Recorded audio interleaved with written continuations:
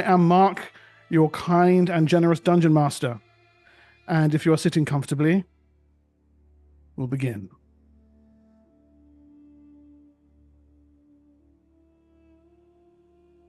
Thicket. The steams of the plain of burning water hang heavy outside Tao's house. She works bent over her workbench. Let's bring up Tao's little picture, shall we, so you can remember what she looks like. She's not always covering her face, but that's the picture. Grinding up the Jarl herb, which you have brought back from Alterrock. Finally.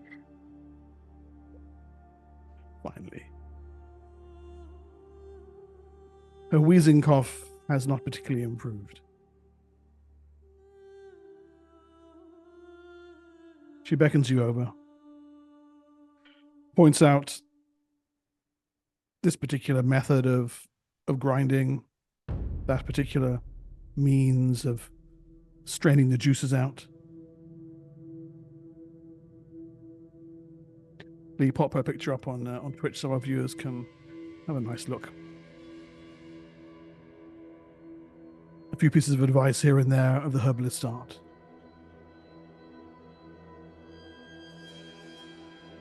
This is sufficient to begin with, young Thicket.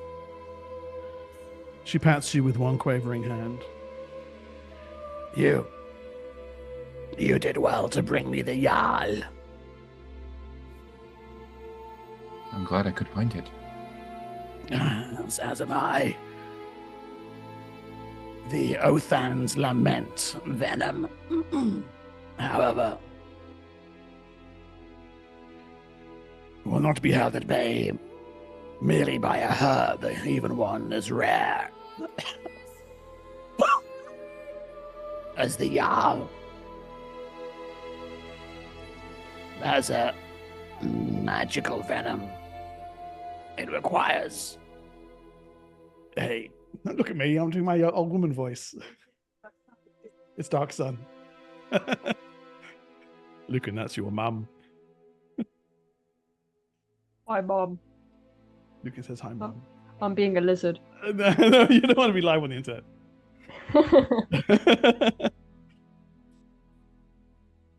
it requires a magical element. Apparently, I've scared the dog with my Tao voice. He's run away.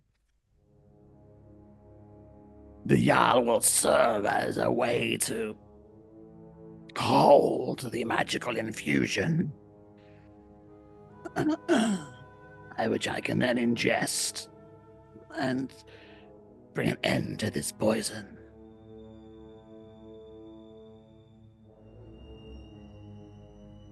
And what magic do we need?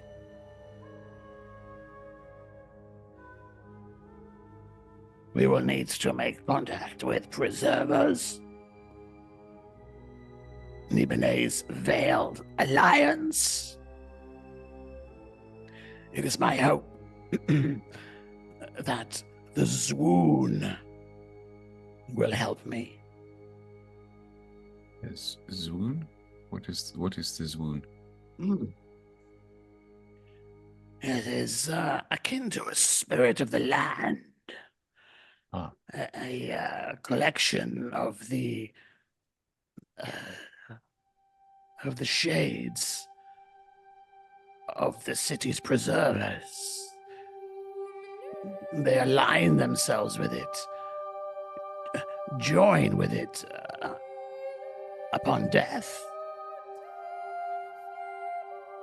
That way their combined knowledge is preserved.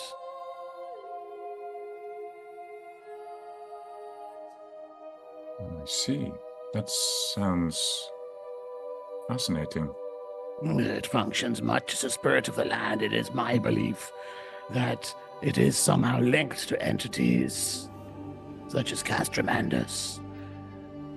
I want you to go into Nibenay and seek out the Veiled Alliance. Of Make course. contact with them, see if they will be amenable to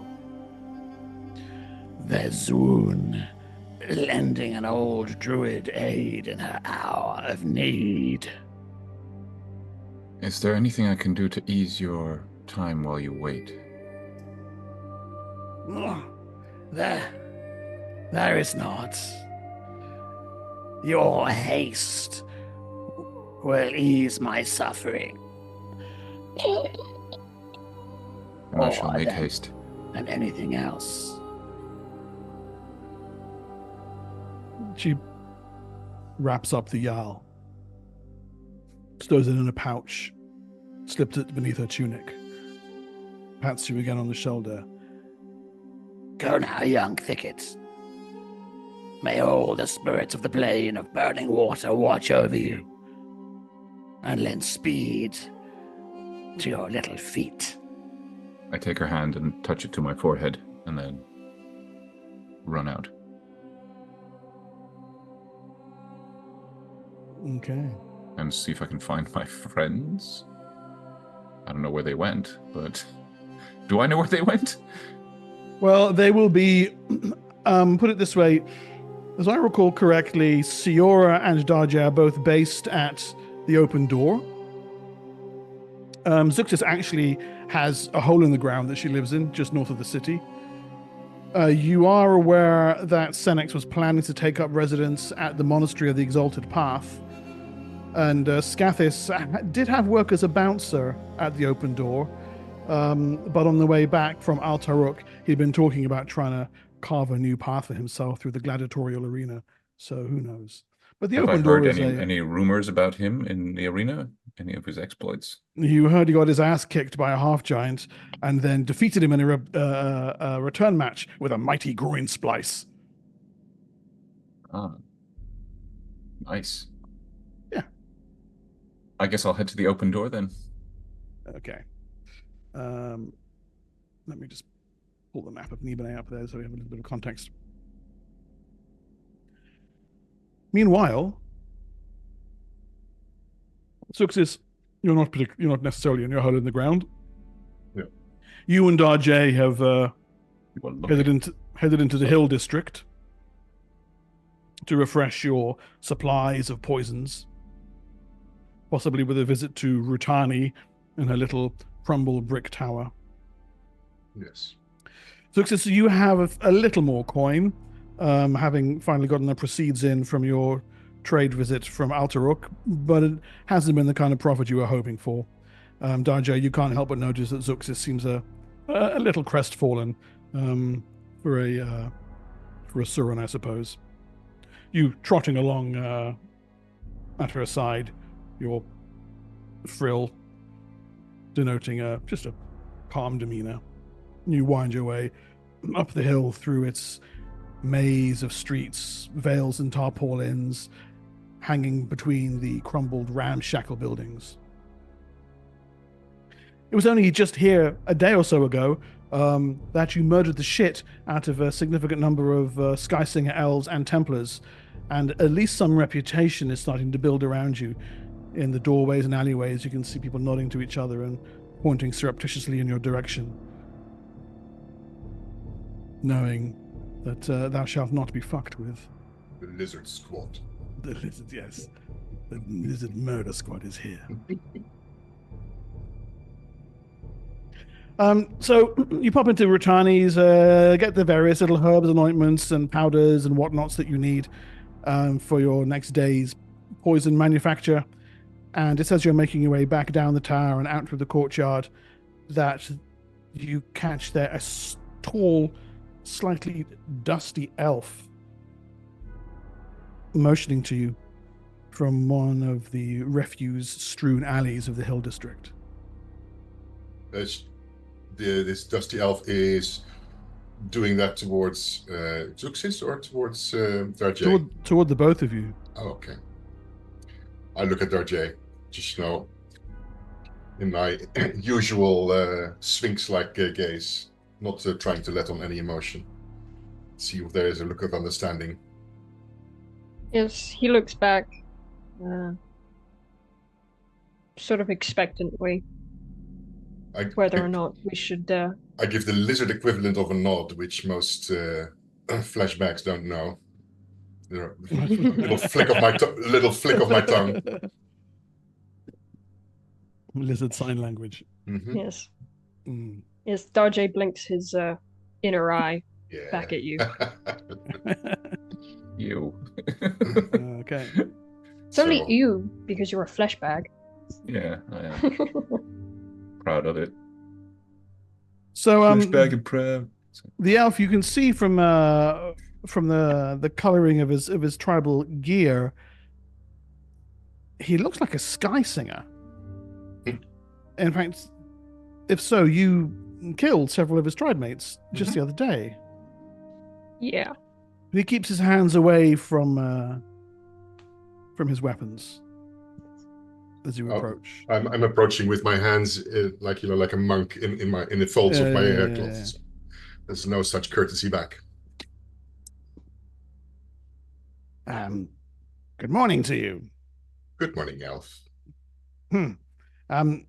My name is Armenish. Armenish Sky Singers of the Twilight Catcher Can. I want to begin our interaction by emphasizing my lack of desires for hostilities, given your recent encounters with my cousins, shall we say. That was most unfortunate, yes. It was unfortunate, mostly for them. Indeed. And I'm keen to avoid any continuation of that misfortune, if you understand my meaning. Yeah, we wouldn't want any repeats, no, of course. Elements be praised, then we are on the same level, I see. So, no need for introductions. Your reputations precede you, Master Darjay, Mistress Xuxis. I'm actually looking to engage in a little trade with you. Okay. Information that I have about something that you have and that I know that you don't, and you'd be happier if you did. It sounds very compelling. What is it? The thing you took from my cousins. Ah, yes. You might wish to know a little bit of its provenance and the dangers it poses. This is a trade. What does this one want in return? Well, firstly, 65 ceramic pieces and 8 bits. One of those cousins, Flatu, owed me that money.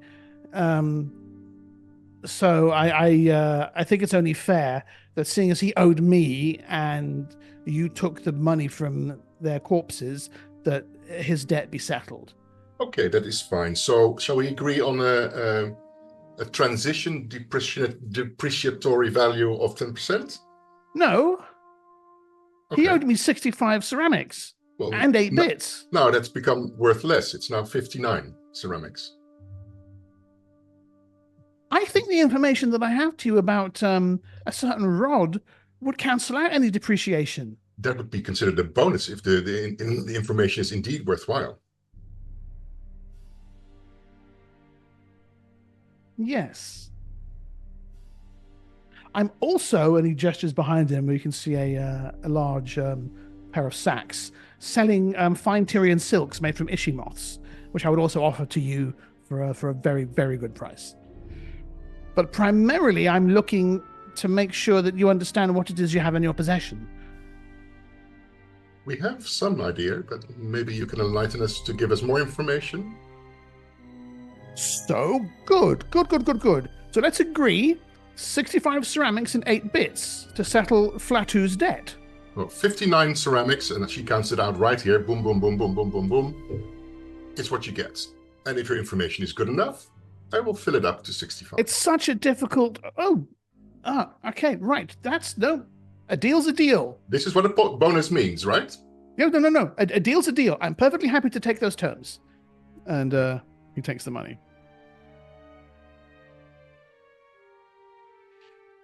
Now, I don't know whether you want to discuss it here in the hill, or if you have somewhere safer you wish to talk these matters over.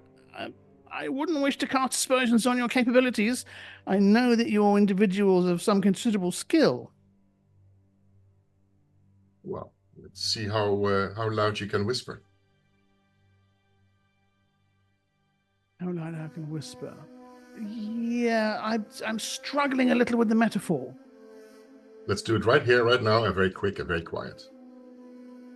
All right. How's that for a metaphor? That's completely understandable. I'm a simple man, just a simple businessman. So it's I appreciate the straight talk. While we're having this conversation, can Dodgy look around just to make sure that no one is listening in? He's got observation, I think. Yeah, go ahead and make me an observation roll then, please. Does he? He doesn't. No! He does have information gathering, though. Okay, do a wisdom roll from the front page. Okay. And there'll be a slight penalty applied to that. -10. Wait, huh? Oh, there. Yeah. -10 million. No, it's 5, but go ahead. Well, that's actually pretty good. So you do notice that he's completely alone, which for an elf is weird. 100% unusual. Yes. So there's He killed all his friends. Not only is there no one listening in, he doesn't appear to have come with any backup at all. So he's doing this by himself. Yep. Cool. So it's the item in question. Do my hackles go up and down with this guy? You haven't got hackles. You're a lizard. Yes, exactly. So if they go up, extra. Then yeah. The whole situation is unnerving. Does it tickle my waddle? Exactly, that one. Okay. It comes to you from House Shom, and they've worked quite hard to conceal their part in it. Oh. So it's actually one piece of 2. 3. No, but Shom has a 2, not 3. Interesting, isn't it? Right. They found the final part in the ruins of Yarmuk. It's a city in the northern tablelands. It was, in King's ages ago, a center of psionic invention.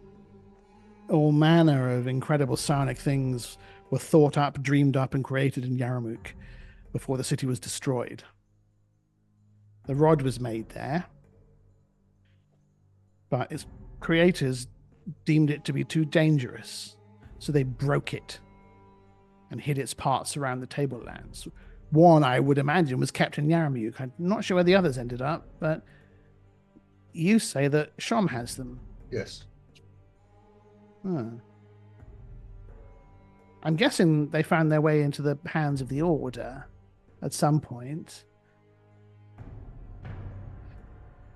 But at any rate, Shom paid my cousins quite handsomely to sell the rod in Nibenay.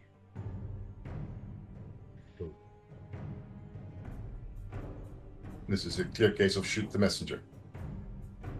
And I would imagine to conceal the fact that they were handling it. Mm-hmm.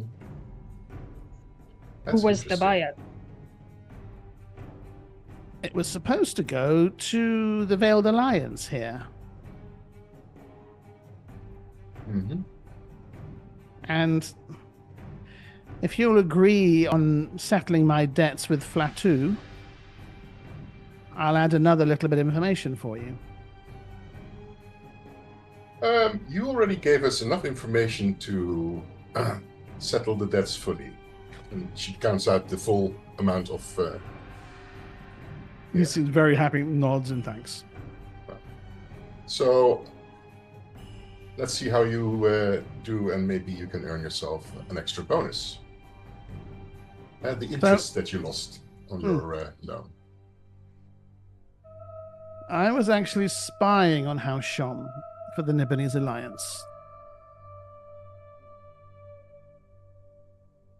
They wanted to have some information about the rod before they took it into their possession. I made it back to the city too late. That's why I'm coming to you. My urge to you is to destroy it. It is far, far too dangerous. That was our conclusion as well. Even those who made it thought that. Then again, that discussion is a little bit too late because it's now in the hands of he who presides over this place. Oh my goodness, that's terrible news. I don't know. Is it? Don't think he has countless of these kind of things in his vaults. The only reason why he doesn't want it out there because he doesn't want his enemies to have anything like it. But he doesn't need it. That's my assessment. Anyway. Okay. We were caught in the middle here. Yes, you were. What was the information they wanted to know before they got it sent off? You said you were where it came from, what its provenance was. Yes. Oh. And I came only with a warning. We already lost 2 pieces of the item to House Shom. We found 2 pieces in the desert. What is Shom doing with the... Why not just keep it? Did I earn a bonus now? I'll give you a discount on the Tyrian silk. I think that's a very fair deal. All right. Normally I would ask 800. I would let you have it for only 7.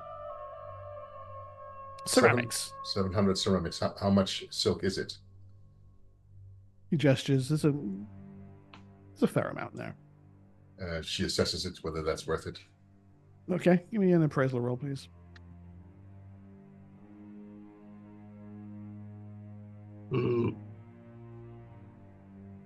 And she quickly also inspects the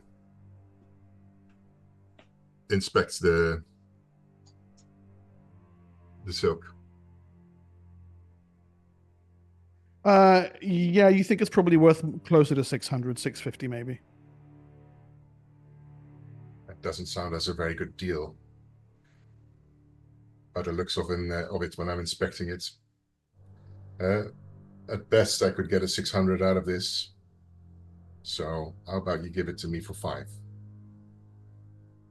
No, I can't go lower than 600. 600 is acceptable to me.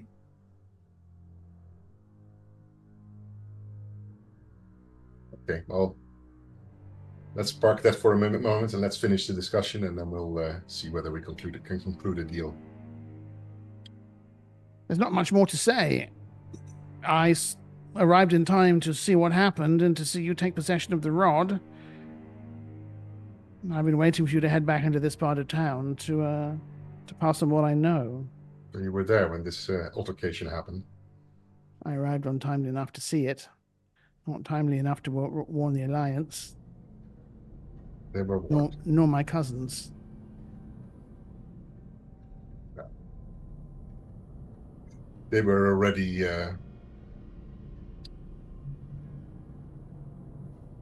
sold out before this whole thing took place. Right. Well, I have little more to tell you. I must, if nothing else, at least find a buyer for my silks. Perhaps our paths will cross again sometime soon. No, I will buy your silks. Oh, good. And well, he hands the bags over, I guess, and you give him 600 ceramics, do you? I give him 60 silver, right? That's the correct... Yep. He thanks you, bows to you as well, Darjay. May the elements watch over you both. And you may consider Armanesh a friend here within the hill. Thank you very much. We will. Likewise. He turns and smiles, turns and hurries off down the alleyway. Armanesh. Okay. Armanesh. This one came alone to see us. Weird, huh? No friends, very odd for the elves. Yes. But we know him.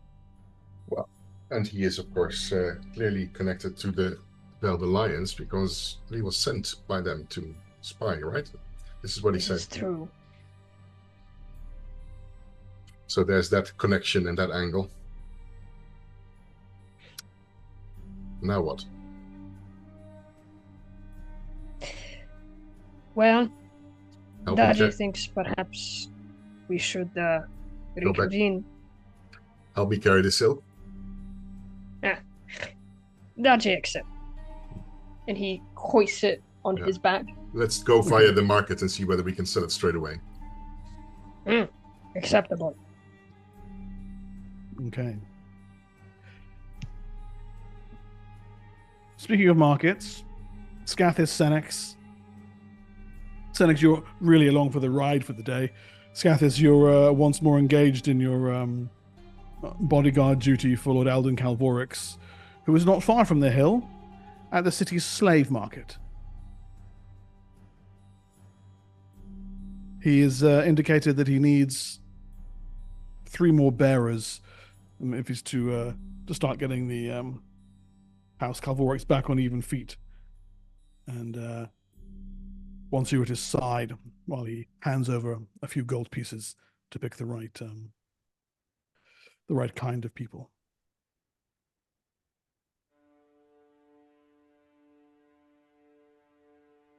The slave market is a busy place at this time of day. A small square,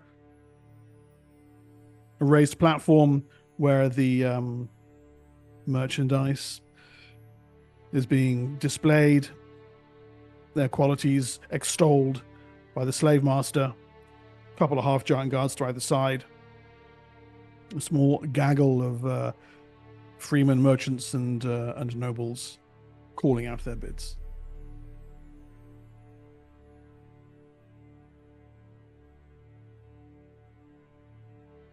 What do you think, Scathis?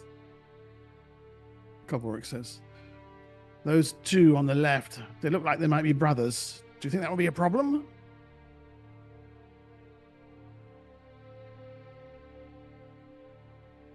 Why would it be a problem?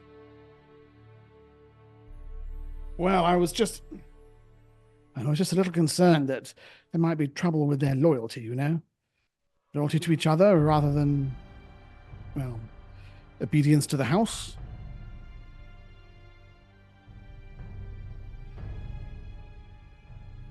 I could see that. Though I know warm bloods have different brother relationships than Surans. Oh, I see. Brotherhood is not a thing amongst your kind? That is not what I said. Oh, I'm sorry. Perhaps I misunderstood you. Did you say I was there? Yeah.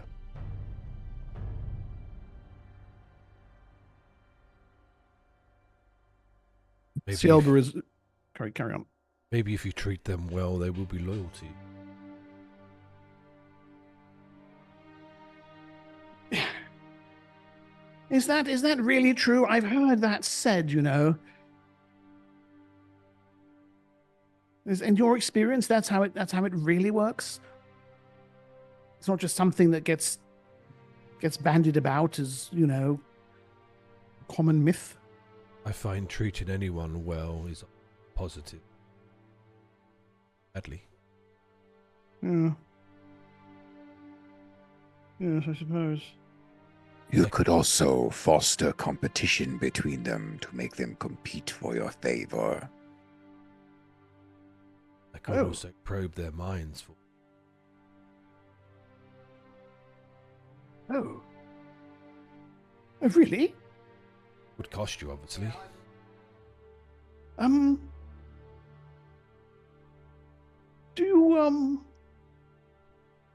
you have a job, Senex? Yes, I buy and sell gems. Oh, have you ever thought of acting in a more Oh, well, I'll be blunt. What about a position as a house psionicist? Yeah.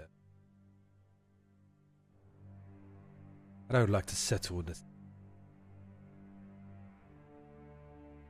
Oh, I see. Yes, wherever the moons take you. Yes, no, I understand. Well then, what fee do you have in mind to ascertain the possible loyalty of those two? I'm quite taken by their good shoulders on them. Look, and they do very, very well. Will you treat them well? Yes, I will. Yes, I will. I've got no idea.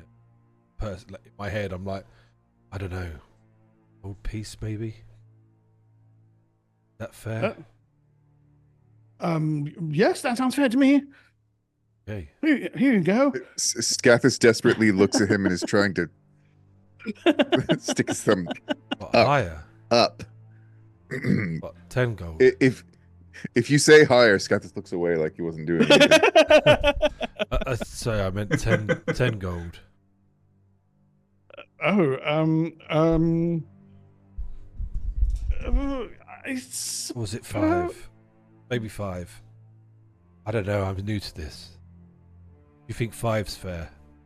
I think 5's very fair, yes. Okay. Of course he does. I reach out with a mind link. The brothers, one in each turn. Yeah, go ahead. And I manifest it. Power manipulation. Heads explode. Yep. Okay, and I link my mind with one of the brothers first, and speak with him plainly, and I say, "This man here," and I describe the man because obviously he doesn't know it's me speaking to him. Yeah. He's looking to buy you and your brother. And trying to see if it is his brother, sort of like he replies if it speak to me. His eyes search the crowd initially. He's a tall, broad-shouldered, young human man. There's exhaustion and there's surprise, a moment of fear as your mind reaches his. Acknowledgement that indeed is his brother. Well, buy both of us together. Yes, so you can stay together. Oh, we assumed we'd be split up. This man will treat you well, but he's worried about loyalty. Would you be loyal to him? And I probe his mind at this point. There's just confusion. What other choice would we have? The lash, death? Work well for him and he'll look after you. And your brother. We know what our fate is. Do you speak truth? I speak truth. And he promises to keep us together? Yes. Seems a good man. He's a slave owner. They're all good men, aren't they?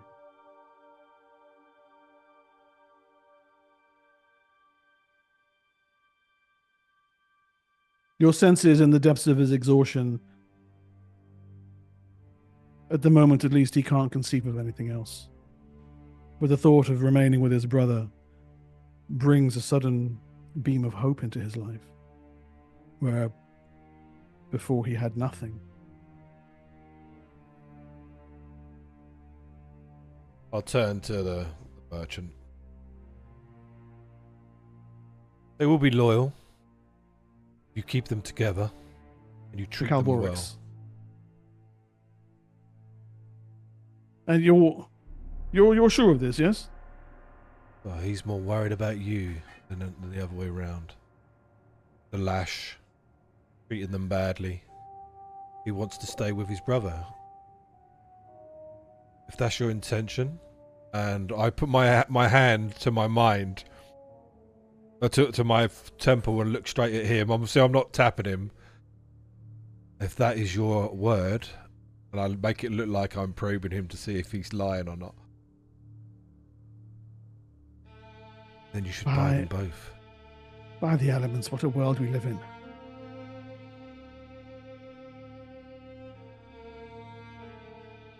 I will. I will buy them both. Keep them together. I will. And look after them. And I will treat them with respect. Thank you. I want the name of House Calvorix to mean something. You may keep the 5 gold that you were going to give to me and invest in their living. Well, thank you, Senix.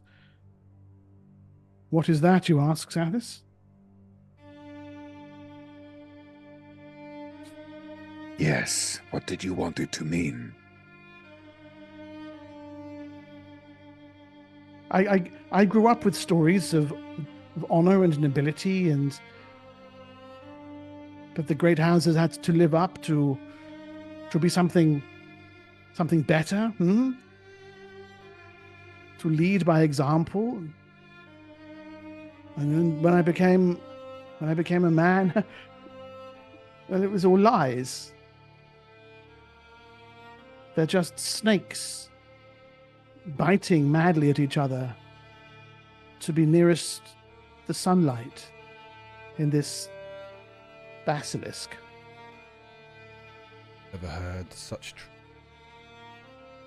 I want something different.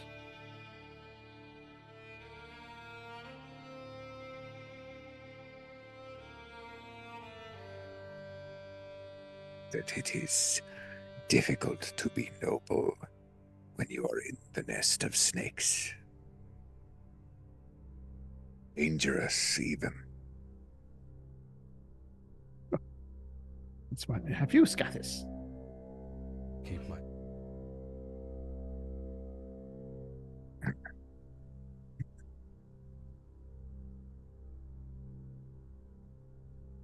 And so, Lord Calvorix takes his money and his high noble ideals and buys the slaves.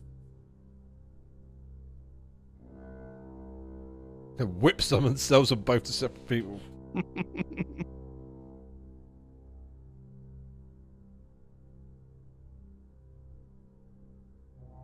Speaking of markets and speaking of servitude, Siora, you're busy pouring wine for yourself and Liaza. She's behind a screen, washing herself. Word has already come that Hedrak Val has arrived and is waiting downstairs. Liaza emerges, toweling herself off. She's been unusually quiet, but it's clear to you there's something eating her up considerably. Liaza, you don't have to tell me, but I can see something's troubling you. What is it? She will hand her the glass of wine and kind of run a hand down her arm.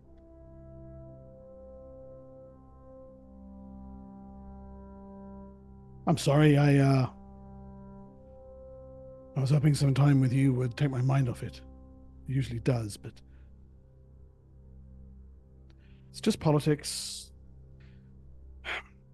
We're halfway through the festival week. It's the King's Banquet. All the senior Templars are on hand. She jerks a thumb in the direction of the Nagaramacam. All the great noble houses, the ones that mean something. The merchant dynasties. all being fated by the Sorcerer King. I've been a Templar for a long time. I want to do something more than pave roads. You know, decide which slaves get assigned to which project. I'm almost never in the Nagaramakam. What's the point of being a wife if... Anyway, that's what's on my mind. Just feeling small and stupid. Well, you're not small or stupid. If you could have anything you wanted, what would it be? What would your life look like?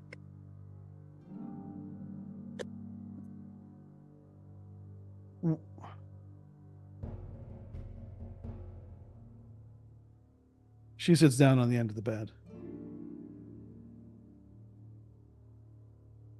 Sierra does the classic, like, massaging shoulders. You know, I would want to say that it's one of the private villas overlooking the King's Garden. I'd want to say that it's being on his high council and having his ear. Can't describe to you what it's like being in his presence.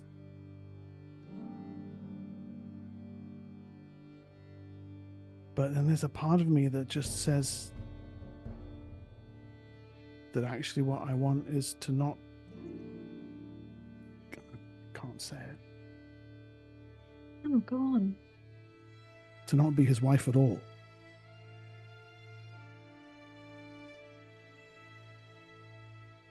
You know, I think that's very fair. I mean, you seem to know more about my story than most. You don't have to be his wife. There's no going back. It's not possible.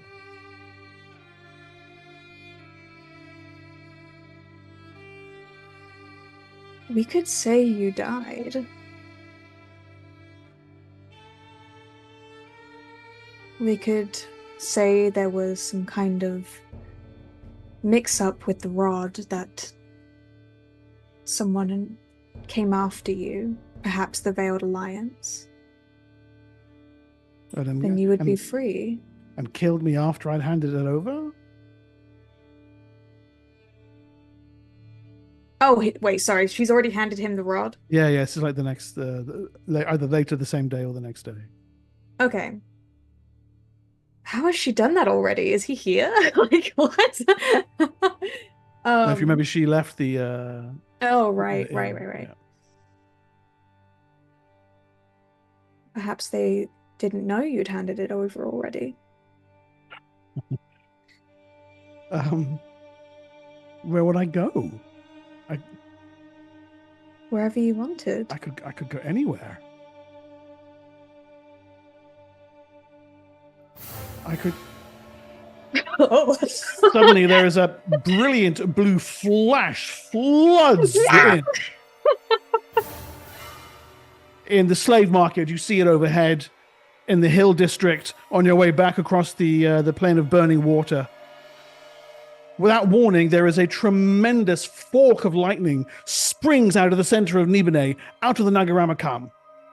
It races across the sky, unleashing a deafening roar of thunder in its wake. Boom!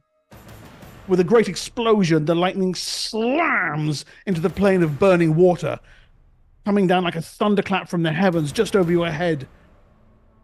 Thicket, sending a great shudder through the earth. A huge cloud of sparkling steam erupts up into the twilight sky.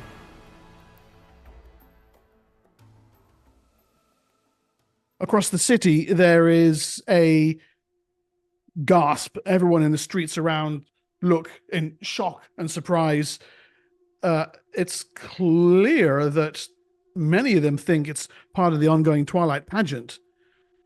Another demonstration of fireworks or something similar.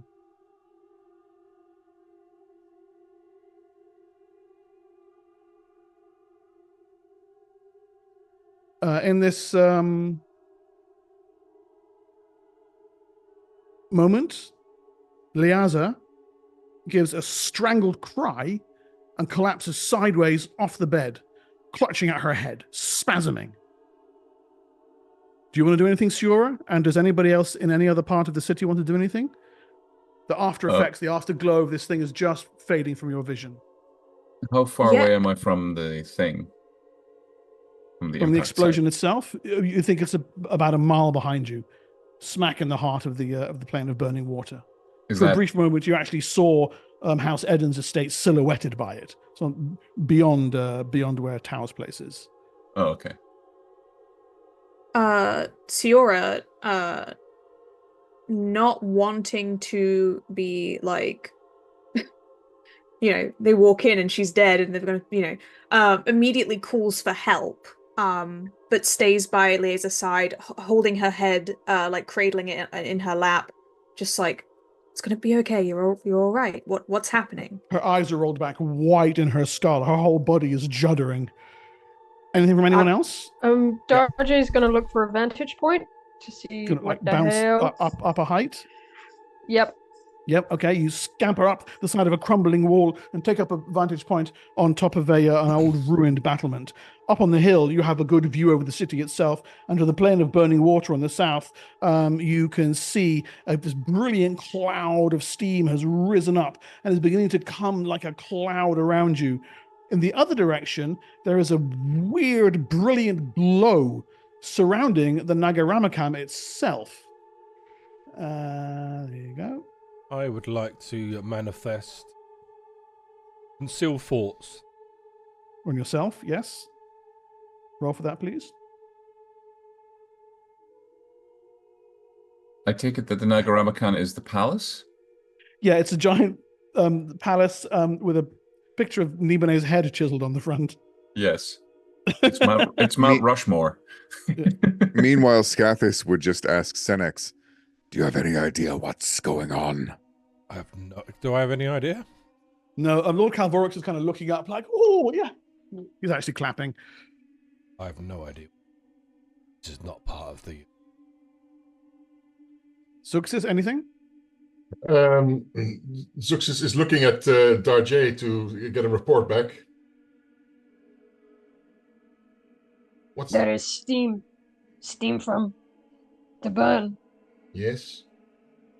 It is coming our way. It's coming our way. Steam is hot. Across the city. Let's get out of the reach of the steam then. Acceptable. Yeah. And he scampers back down.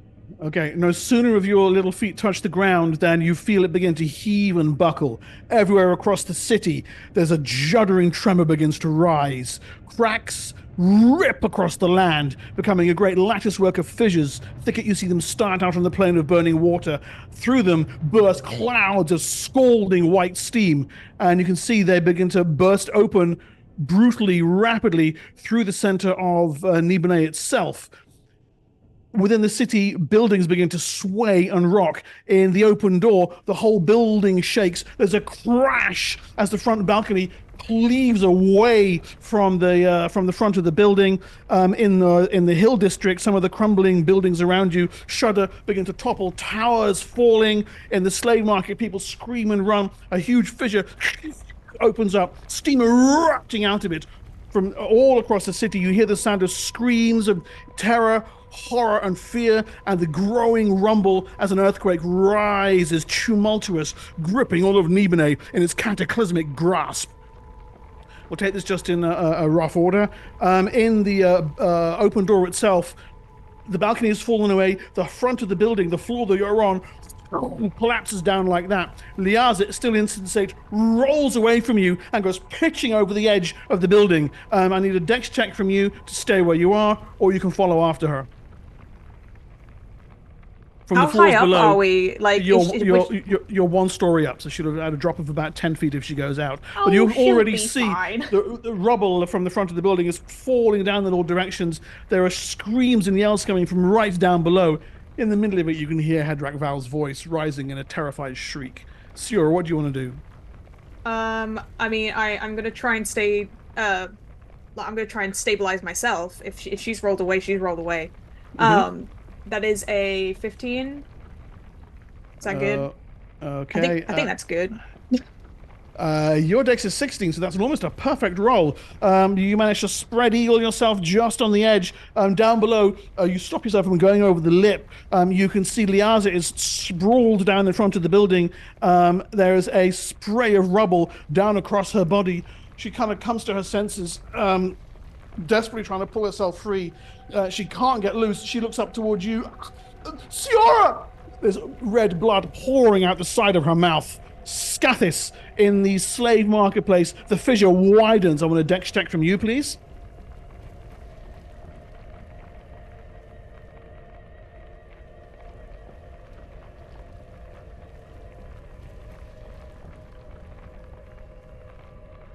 Okay. You just managed to prevent yourself from going pitching end over end into the open fissure in front of you. Same from you, please, Senix. Oh, shit. Okay. Alvin Calvorix rolls an 18. His dex is only 12. He gives a terrified yell, and you lose sight of him as he disappears in the midst of a great billowing cloud of steam. Instead of a dex check, can I manifest a power? What power is it? Body equilibrium. Yep, sure. Easy, yeah. I make myself light as I can, and I sort of like just step on the sides to sort of ease myself from falling. Yeah, okay. You can hear the screams and yells of others who have been swallowed up by the great fissure. The platform upon which the slave market was taking place splits open completely. One half of it disappears into a gaping chasm in the earth, accompanied by howls and yells of pain and fear.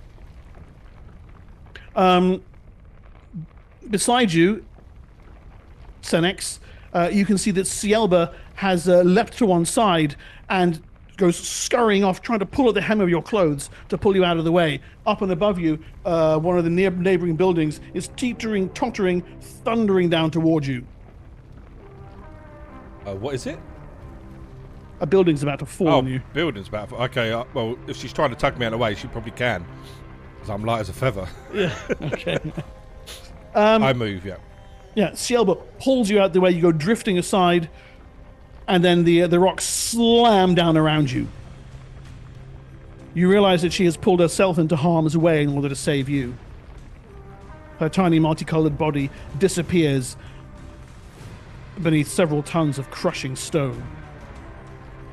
On the hill, Darje, Suxis, the buildings here, already poor of manufacture, come down like a child swiping a tower of blocks. On all sides, stone is thundering down around you. I want dex checks from both of you, please.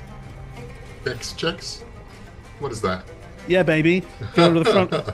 Go to where the attributes page, and you'll see silver buttons across the top for making attribute checks.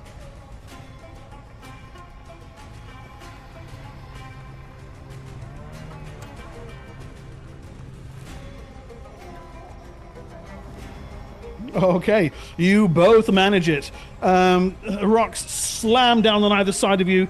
Others are not so fortunate. And in fact, he's not far away from you. So why don't I roll for? Oh, spot on, Armanesh. Wow. And you can see Armanesh roll forward in a very agile leap of acrobatics out of the alleyway he disappeared into. Behind him, the alleyway just collapses entirely upon itself. Okay, looping back around, Ciora, anything you want to do? So she is under rubble right now. Yeah, and you can hear people also crying from within the building, which is kind of, if you imagine the upper floor has gone crunch down over the lower floor like that. Is there a way for me to safely get down? Yeah, it's not too far. A simple dex check would get you down with no harm. Okay, yeah, I wanna try and get to the lower floor. Rolling now. Alright. I hop down. Okay. Yep.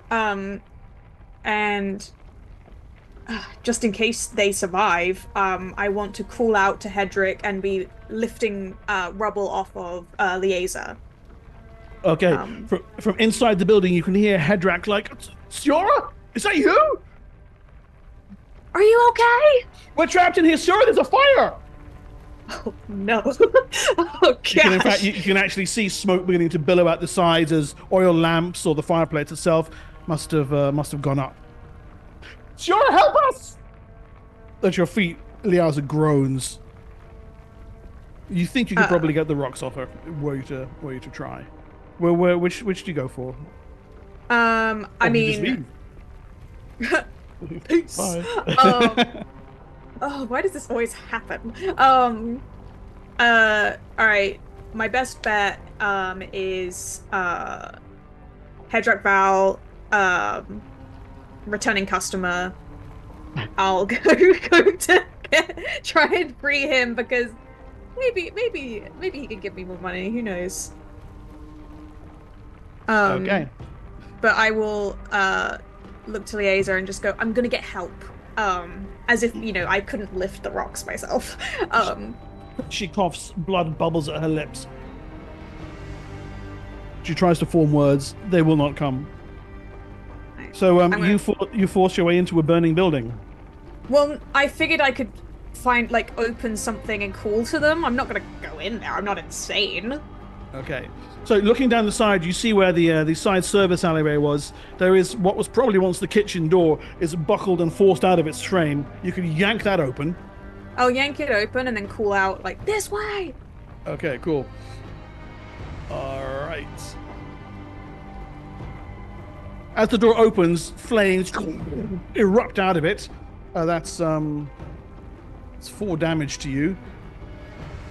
I can expend power points so that doesn't happen to me. Yep. Okay. I'm too pretty to be burnt, she thinks. Mm-hmm. Within, you can see the fire must have started in the kitchen space. The stove's bursting open. The room is filled with flames, licking and rising, heat blistering, smoke billowing. You think you could probably make it through to rescue people if you wanted. It's risky. I mean, I'm going to call out and see if they can come to me instead. But if no one comes, then... Through the fire? There's people trapped in here. Sure, can you get help? Sure, we're gonna die in here. Do I think I could run in and get them and lead them out, or would I just be trapping myself? You could probably. You would have to convince them to run through a room that's on fire. But if you don't do it now, then they're certainly going to die in there. Okay, then yeah, I'm going to do it. I'm going to run in and show them that I did it okay. Okay. And then so give me a dex check to make it through the room, and then we'll see about a charisma roll to persuade them to follow you back out. Oh shit. I have a D20. Okay. Do you want to use Thanks to yes, I do. Oh no! Okay. She can have mine. Oh. Oh, my king. Okay, yes. There you go. Right. Thank you. This way. No. This way. Shit. No. This way. You find the right path through the room, and bust into the common room where you can see Hedrak, Bailey Baron, and 3 of the other regular customers have huddled against the wall as the flames begin to lick over the ceiling and down the walls toward them. Okay. And then you want a charisma check? Yeah, to persuade them to get the. Is that a charisma saving throw, or is this something else? The same as you were doing dex checks. Just do the. Oh my god! What's wrong with your dice rolling? Come on!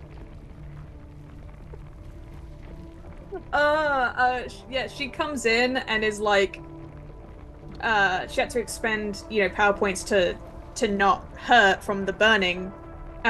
Choking from the air, she tries to speak and it just doesn't really come out, and she's just kind of trying to wave with her hands to come this way. Okay.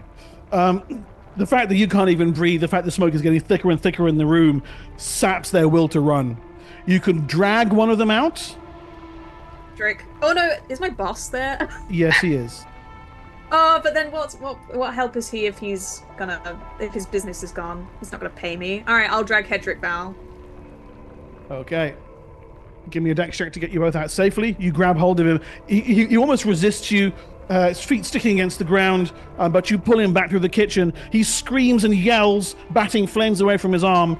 Behind you, there's a crash as the ceiling comes down, entombing those remaining in a grisly grave of fire. Scathis, back in the slave quarters. The earthquake slowly begins to die away. There are still steam billowing up from below the ground. Can I dive through the steam to try and find Lord Calvorix? Yeah, okay, you leap forward to the edge. In fact, you can see him hanging by his fingertips from a protrusion of rock about 3 feet down. He looks up. Scathis, is that you? The side of his face is blistered from a burst of superheated air. And it's me. Hold on. If I can go over to him, I would like to... I'd actually dangle my tail down toward him. Ooh, okay. That might come off. Grab hold. All right, yes. Don't drop me.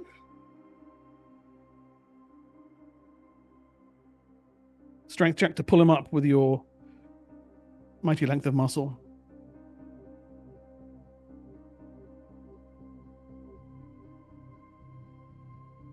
Nice. Okay. Tail wraps around his arm and the upper part of his torso. You pull him out. Yep. He lies, gasping, rolls over onto his back. By the elements. What has happened? I don't know. You said the earthquake is dying down? This moment later, there's another aftershock. On the far side of the small market square, another building teeters forward, rubble thundering in your direction. I'm going to try and grab him and just find somewhere relatively open if we have to be outdoors, that nothing's going to fall on us. So, toward the middle of the square, as I suppose. Yeah. You pull him away, rubble slams into the ground. Senex, meanwhile. I look for Elba in the rubble. Well, I'll first reach out to him on my mind. There's nothing. I will see you soon. And then I go and help Scathis. You, Scathis, Lord Calvorix, 2 or 3 others have managed to make it to the middle of the square. The fissures slightly widening, but don't appear to be spreading. Around the square, as I said, a couple of the other buildings are taken by the aftershock. Help pull people out with superhuman strength. Right, okay. Thicket. You race across the plain of burning water, and... I'm heading to Tao's house to see if she's okay. So you're going back in the other direction? Yeah, the lightning just struck the ground right next to her house. I literally I'm gonna go get you your medicine. Oh.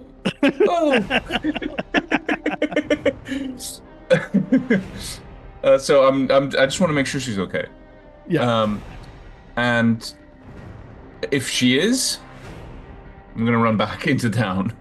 Okay, so you go racing back toward the plain of burning water. You realize you are running into billowing clouds of steam and will almost certainly be badly injured if you do. Oh. Okay, I'm going to cast protection from fire on myself. Nice, okay. All right. And then I head in. It stings your face, lines your throat, would boil your lungs in your body were you not protected.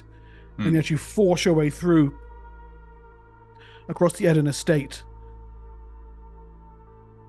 Bodies baked, like fresh meat, lie blistered beneath a rising cloud that even now ascends higher and higher, blotting out the dark sun, covering Nibenay in the plain of burning water in shadow. Is Tao alive? She emerges from the building, and you can tell she has had the same response as you. I escort her out. This way. No, there may be survivors. My responsibility is to this place. Worry not for me. I am protected by Castramandas here. There is no safer place for me. Do you need my help?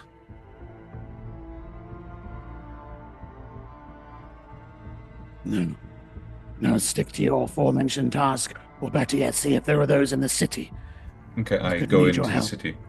Before I do that, I'm going to spend 3 rounds casting Summon Water Elemental. Okay. All right, then. Darjay, Suxis. The hill is hit particularly badly. Every single aftershock brings fresh rains of old rubble and crumbling brick. I gesture to Darjay when this starts to make ourselves move towards the center of the market square where we had the battle. Because that's the most open place, most likely. Okay. This is what we do. Yeah. Okay. All right. In that direction, you see several others have had a similar response. As the aftershocks begin to die away, across the city you can see, obviously, great clouds of dust hanging over buildings. Towers fallen, walls split open, domes cracked. And the smokes of fires that have broken out in every single quarter, from slum to merchant district. And over the Nagaramakam itself, that gleaming shroud of moving miasmic energy.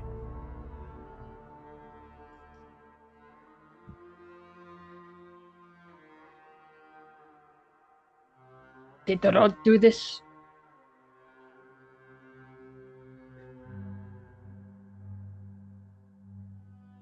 Don't think so. Don't remember this being any of the side effects that Senex described. The sky grows continually even darker as the black smoke mingles with the drifting cloud of white steam to form a sickly, grey overcast.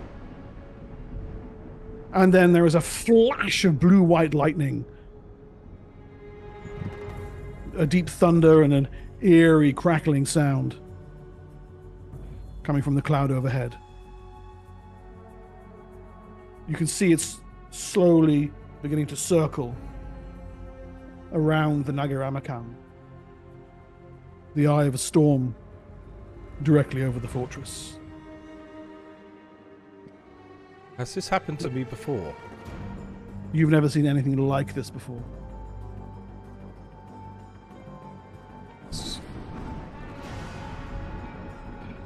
Armanesh, look, sorry, go ahead, Stiora.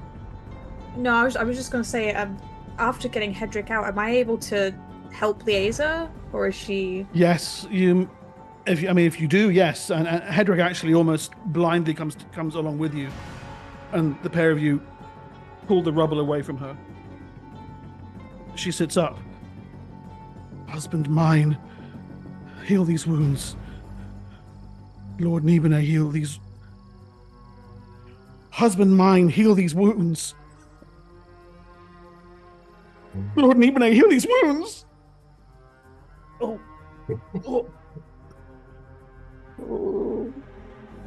What has happened?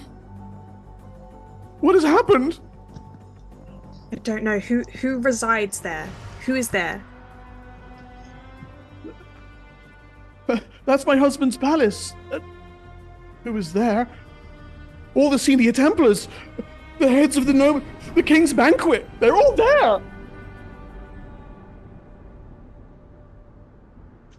She pulls herself to her feet, almost falls.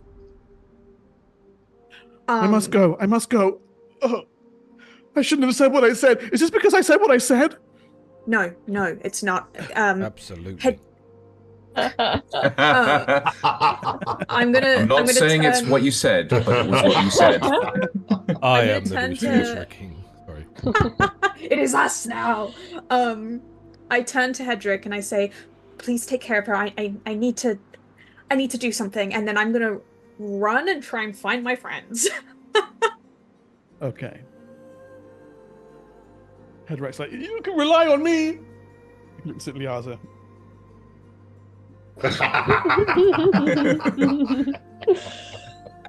I'm useless in a crisis. Where's Daddy?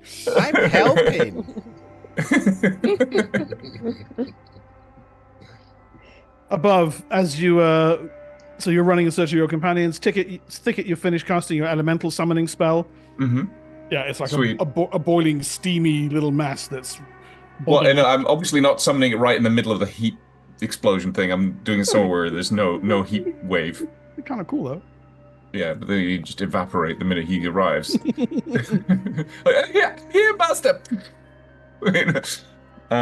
No, so obviously I want him to follow me, and as we're going into the city, if there's any fires, I'm going to direct the elemental to put them out. Ah, nice. Yes. Okay. Scathis, Senex, anything from you guys, or are you staying put in the square? I'm going to try and get a vantage point up high, any safe building. Right, we're using your psionics to make it feasible for you. I'm light as a feather, so I'll just grab a building and pull myself up. Okay. I'm trying to keep Lord Calvoric safe. Okay, he's quite badly hurt from the exhalation of steam, but is maintaining a stiff upper lip, chin up, and. Is he going to need treatment, or is he going to pull through? He'll pull through, but he would probably benefit from some kind of help from a healer, if not actual cure light wounds. Well, I only know one healer personally, so do I know where Thicket is and how far away? 2 healers. Two. Oh, that's true. I forgot. I'm sorry. Get real healers. You're not sure where Thicket is right now. All right. Well, then I know where Zuxis is at the moment. They were going to the hill to get poisons this morning. Would that be far? It's actually not far. No, let me go back to the map. Where are we?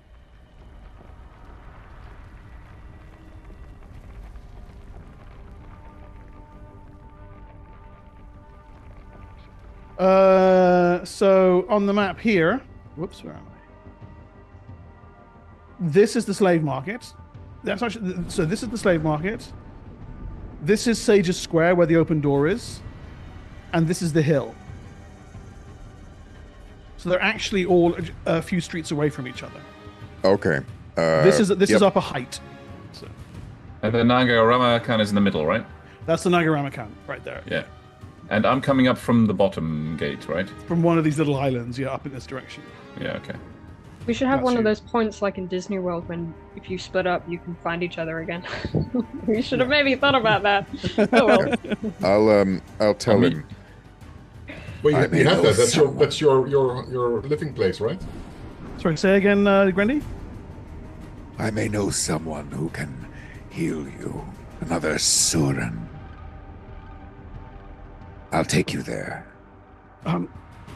Yes. Yeah. Lead on, Scathis. I trust you. He's not going to lead him. He's actually just going to pick him up. Oh my goodness! He would slow him down if he just tried to lead him around, and try and carry him that direction. I will meet you there, Scathis. All right. Is there a really tall building here? Still up?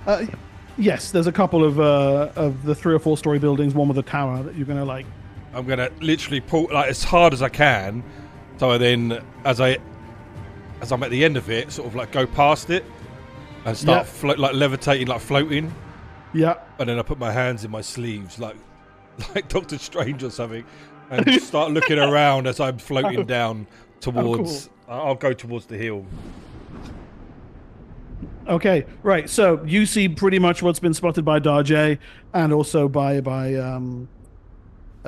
Thicket. Steam has risen up from the plane of burning water. A great cloud of steam and smoke is circling above the Nagaramakam, which glows fitfully. And you actually think you can see Thicket down by the main gate. There's something directing a water elemental around. Just a little blue thing. I reach out to him in my mind. Hang on. But it's your position. That means that you spot the raindrops first, coming down from the cloud, from up above.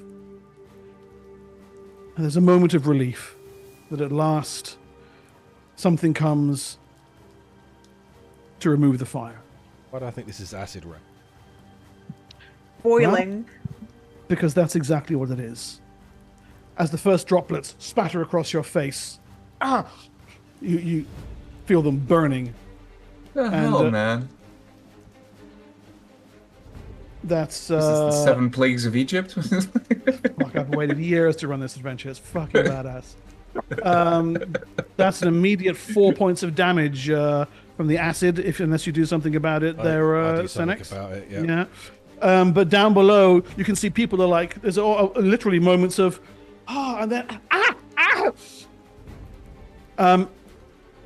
in several places across the city, you can see it's beginning to pool and run down buildings in the hill district where there are large numbers of people trapped under rubble. Their screams rise, pain and fear mingled as the acid rain begins to eat away at them with no way for them to escape. I presume the rest of you try and take cover? I direct my water elemental to essentially cover me with an umbrella. Cool. Okay, yes. Yeah. Tower shield over me, trying to find shelter ASAP. All right. I reach out to Thicket and tell him that we're heading towards the hill. The hill. Thicket. Yeah, I suppose Zuxis and I will try and There is only cover. one place called the hill, I assume. Yeah. It's the Bard's Quarter. Okay, gotcha. It's the only elevation. It's like Holland. Yeah, we try to find some stone cover if possible. Yeah. Yeah. I'm presuming the aftershocks have subsided now. They have subsided, yes. Now there's just acid rain to deal with. Yeah, so we find the stone cover above us. As I mean, we've all convened in this square. Like you said, it was not just us. There were a couple of different people that managed to get out. As we're trying to find cover, Darjay will yell out, "Away from the rain! It will hurt! Under cover!" Okay. For those not quick enough to realize that your words come as a timely warning, as people run for shop doorways into alleys where the buildings have actually collapsed close to each other. Some try beneath tarpaulins, but even the tarpaulins are almost immediately being corroded. So yeah, under stone covers. And Siora? I mean, I'm just gonna. I feel like I probably just left, and then was like, and then I'm gonna try and dart into anywhere that has cover, unless I can find some debris to like hold over myself so I can move and go. Yeah, with the front of the open door having fallen clean off, you could probably, maybe even a bit of the open door itself, or the actual door, some heavy Agafari plank you can pull over your head, and try and use that as a cover to make your way through the city. Yeah. And you were heading where you were heading to the hill to look for? Yeah, I want to try and meet with my friends. Try and find them. Okay. Across Nibenay, then, in 3 little groups, you run. Darjay and Suxis hunkering down in the Elven Market. Scathis, Lord Calvoric held in one arm, tower shield over your head held in the other. Senex, you drift down and then move into an alleyway and try and find a way with cover toward the hill, and of course Thicket, you have your magic elemental umbrella. Assuming that works. I mean, around you, there is nothing but death and devastation. Nibenay hasn't been leveled or anything, but there is significant damage to many buildings, many of the older ones as well. And for those who have not gotten under cover in time, and for those who are trapped beneath the there is an agonizing, horrifying death. If I see anyone trapped underneath rubble, yeah, that I can help with my elemental, the elemental can maybe lift up, yeah, like rubble off people to help them escape, stuff like that. It'll slow my progress a bit, but it slows your progress and exposes you to the acid rain as the elemental does so. But if I use the cover nearby while he does that, yeah, okay. So let's say it's only going to be 9 points of damage in total that you suffer while moving back and forward from cover in various places across the city, and you manage to save a good half dozen lives that way. Nice.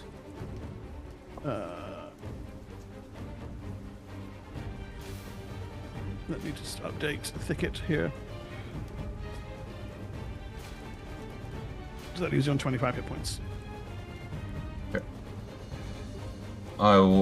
Once I get to my destination, I can heal myself, but I'll... Your destination. By the time you reach it, the rainfall has stopped.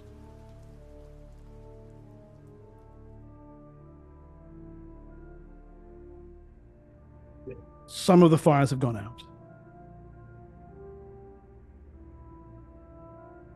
Weeping, groaning, the occasional sound of debris falling from further weakened buildings. But in the Elven market of the slum of the city, you reconvene. Darjay, Zuxis, you see your companions coming in from the surrounding streets. Siora with what looks like half a door over her head. Scathis' shield, cradling a fairly badly injured young noble lord. Senec seemingly protected only by the power of Sarnix. And Thicket has some weird water balloon thing. Got a new hat. Yeah. As I'm casting a Cure Light Wounds on myself. Go ahead.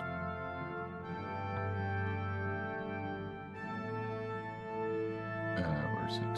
Cure. Let's cure. Where is it? Where is it? Did it do something? Oh, nice. Okay. So that's all but the obligatory elbow point is yeah, exactly. is healed. Nice. It's all that mud. It protects me. Yeah.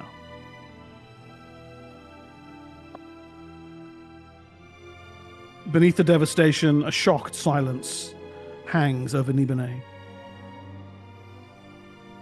I want to see if anyone is injured and if they need healing. So your companions have been swift enough to avoid harm, skilled enough. The young nobleman whom Scathis is supporting, still carrying, is another matter, of course. Scathis, lay him down here.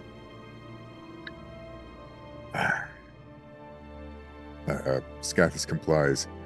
Is there anything you can do for him? Yes. I hunker down with him and lay my hands upon his, I guess, broken legs. I don't even know what he's got a scalding steam injury across one half of his face. Okay. Upper torso. I apply my hands to his face and begin chanting to Castromandus. While Thicket does this, I'm going to go to the others, and in a hushed tone so that the noble can't hear, just say, there's a banquet, all the Templars are in that building where the lightning came from. Look, there was something I forgot to mention. Liesa told me that she was worried about the Veiled Alliance. She thinks that they're working with some powerful hot spring spirit. What's it called again? Zwun? Is that how you would say it? Zwun? Zwuun? Zwun? Zwun? How's that said? That Jay does not know. Zwoon. Zwoon. Named Zwoon. Moon. That spells Zwoon. He's Dutch. You don't know if that's something or what. Could be the rod. Mark, do I have a sense of how badly injured he is? I mean, is this like a minor injury, a slightly more serious injury? It's serious. Okay. He's not lightly injured, nor moderately. No. I would say he's seriously injured. Seriously, okay. I'll Dude's partially melted. I will do a cure serious on him.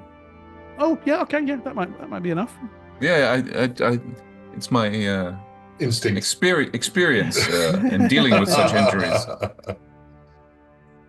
Ajay would say, considering there is hot air, yes, hot spring spirit is in charge, involved in this somehow.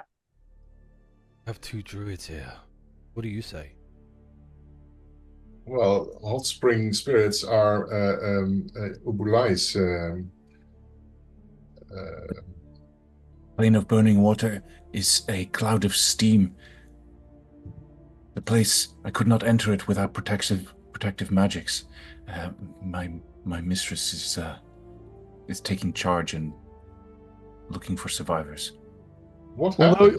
Although you're busy working on Lord Calvorix, Siora's mention of the Zwoon does. I mean, this is Tao was speaking about it earlier on today. Mm-hmm. It's certainly a term you've heard of.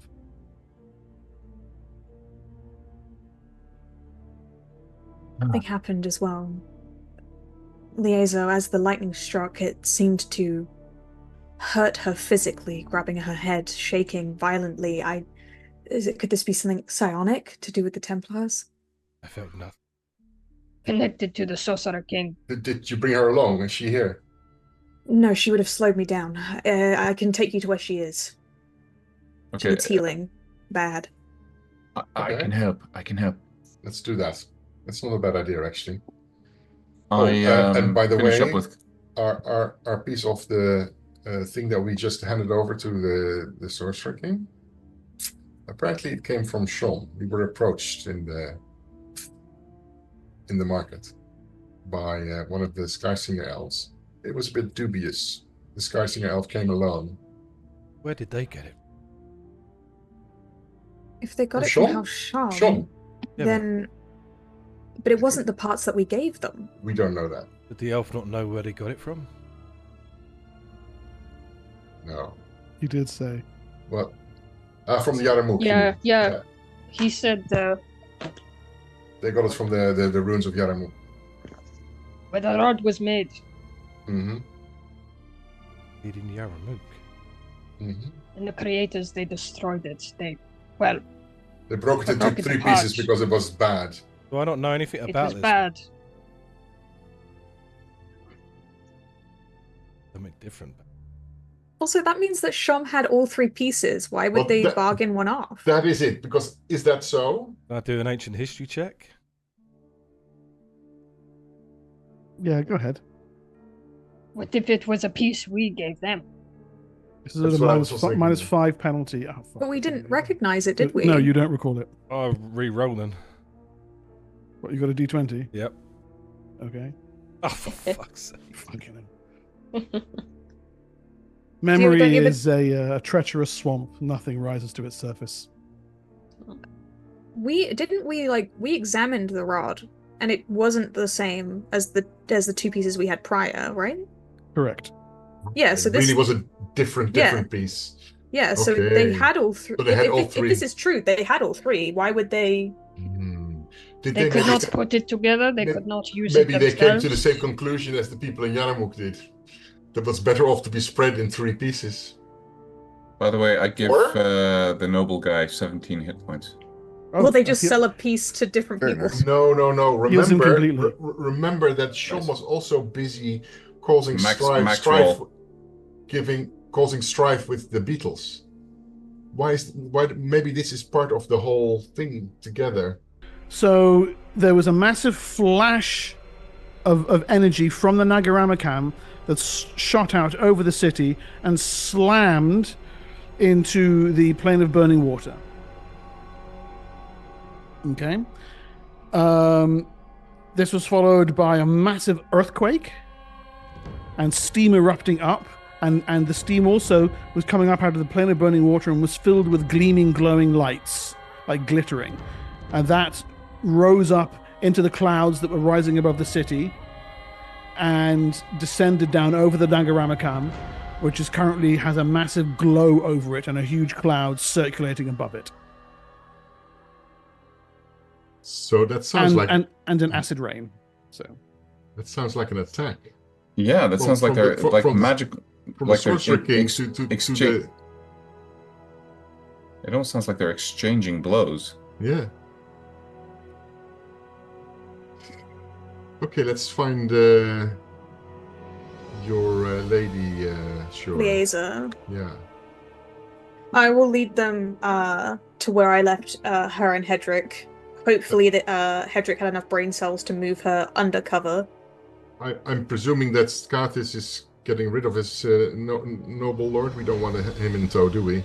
Yeah, he should probably go somewhere safe. I'm feeling such a much place better. exists. And thank you, Master Halfling. I will head straight back to House Calvorix and see to our people there. Good. Do not die on your way. I will endeavor to follow your orders to the best of my ability, Master Scanthus. He looks around the hill, like as if he's really realizing for the first time where he is. Ugh. Where are the two brothers that he just bought? Believe Definitely. free. They're either they're free or they're dead. Or both. They're not with him, that's for sure. So he departs. You should be safe from attackers. Most of the people out here are dead. Yeah. Okay. Okay. Pats good. him on the back. I will leave you to your business. I can see that you and your companions have some parts to play. Fare you well. Unfortunately. Farewell.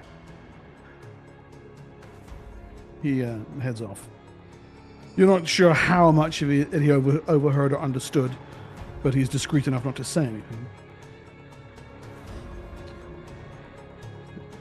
Through the stricken city you move. Already search parties are out, trying to pull people from the rubble. You see squads of Templars lending what aid they can. You see none of them casting spells. There is an air of uneasy tension about them.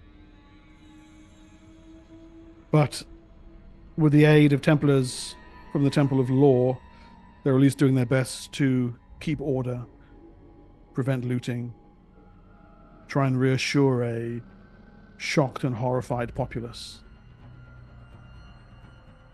If I see people who are very badly hurt, I will at least endeavor to help them. I will follow suit.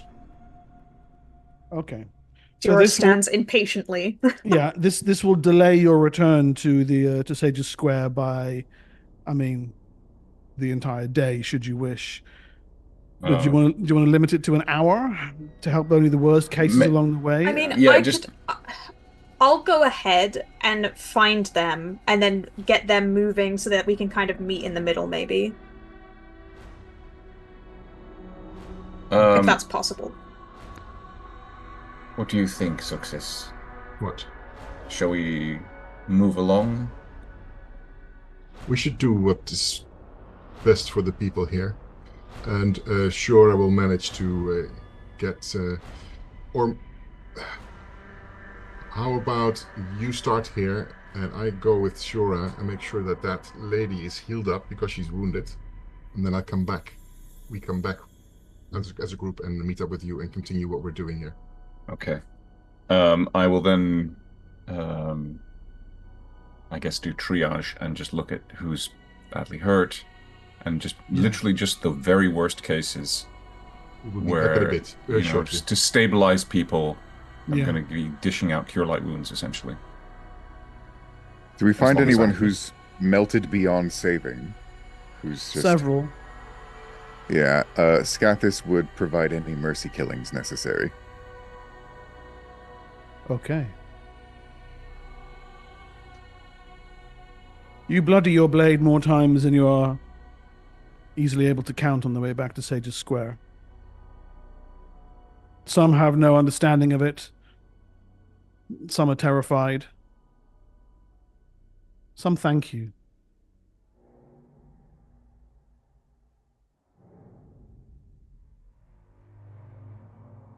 Over and over again. Go ahead. Sorry.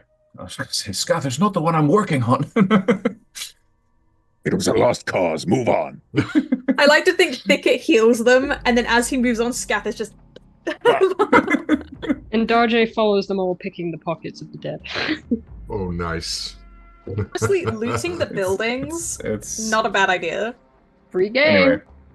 Anyway. Yeah, I'm assuming, I remember, if I seem to recall, I do have healing. So I'm going to use bandages and poultices where I can to do the most thing, and then the healing magic I'll save for the ones that actually need it the most. Because I do have a lot of healing spells, but not an endless supply, so I'm going to... Okay. Cosmic Chris is saying he's not getting any video, but the stream is live. I'm seeing I see video. Turn it off and turn it on again, Chris. Try reloading your page. You do your best to help. Or to apply mercy. Or to steal from the dead. Darjay, you're richer by... 30 pieces of silver. By the time your small group reaches Sage's Square. This is where Liaza's is lying. Yeah. So I'll just ping it on the map. That's here. That's where the open door was. It's actually where Liaza is sitting on some rubble. Her injuries appear to be healed. She's in conversation with what would look to be a trio of clerics of elemental water. I will approach. Is this the lady we need to be looking at? Yeah, she looks like she's been healed. She looks healed, yes. Yeah, you recognize her. She's the one you gave the rod to. Mm-hmm. I'm making sure I look good. Raises a hand as you appear. And stands. I brought a healer. Seems like you've been taken care of already. Yes, High Priestess Kira Tin has sent her husbands out into the city to give what aid she can. You recall, those of you who have a little understanding of Nibenay, right down here, this building here, is the Temple of Water, where the High Priestess and her 12 husbands promote the worship of the element of water. They're also some of the city's foremost healers. Kira Tin is wanting to hold a host, should I say, Liaza says, a conference. She wants the Template to attend, and I've been... She looks at you, Siora. I wish I never had that conversation with you, because I've been looking around, and we've sent some runners across the city. I'm the highest ranking Templar from my order, Temple of the House. Congratulations on your promotion. You ain't there. I am, and I thought we were. I think I thought only. Yeah, Oh, I thought it was just me and Sorry, Zuxus. yeah. You can come if you want. You can be there if you like. No, sorry. No, it's fine. You can be there. I don't mind. Yeah, we could have a three-way split, the three on each side. Okay. Yeah, you can be there. Siora will take Lieza's hand if she lets her. Mm-hmm. And she'll look into her eyes. You have a choice now. It'd be very easy for you to run away from all this and people assume the worst, or you can finally be as powerful as you want. Whatever you decide, we need your help. Can you please tell us more about this Zwan? The swoon. Zwoon? The swoon? It's a collection of the dead minds of the Veiled Alliance's preservers. A repository of their knowledge. My husband sees it as the greatest threat to his rule. Something with lore and powers that could rival his. Why you ask me about the swoon? Just trying to work out what happened here today. Our wife, Kiratin, has similar aspirations, says one of the priests of water. She has sent messages to the Exalted Path Monastery, to what nobles still are outside of the Nagaramakam, even to the Veiled Alliance. She believes we must put aside our differences and find an answer, a way forward. One of the other priests nods. Look at the Nagaramakam, covered in strange energies. No one coming out, no one going in. The gates closed, if not collapsed. But if they're all dead, who's going to rebuild the city? We are.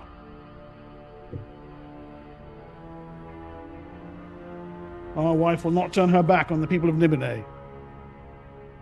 They look at Liaza. Nor the Templars.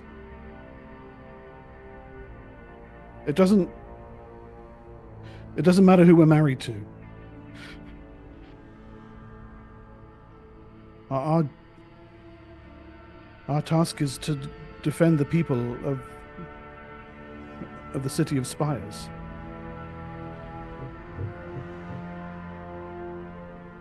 Tell Priestess Kiratin that I will attend and speak for my sister wives.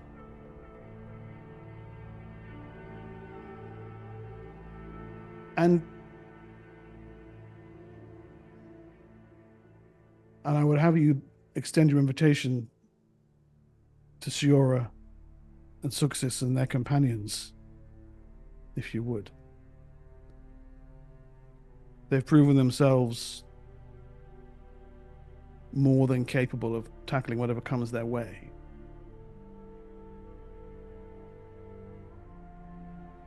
We do not know who you are, but we will not turn any away. Any who have a voice to offer aid.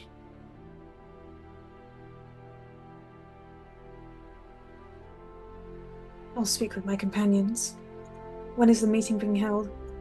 Sunset. Come. We have much work to do before then.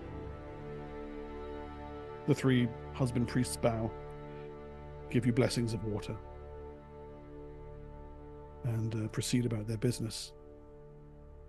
And I'm guessing your companions will arrive, if not now, then shortly thereafter. Scathis, Thicket looks drawn and tired. Scathis is wiping his blade clean. Darjay has a little looty spring in his step. When I see Darjay, can I crouch down and just go, the open door collapsed. They keep a lot of money behind the bar. Dajay understands. And he can't wink, but if a lizard could, he definitely just did. He just like blinks really heavily. The inner eyelid thing again. You could close your nictitating membrane, so...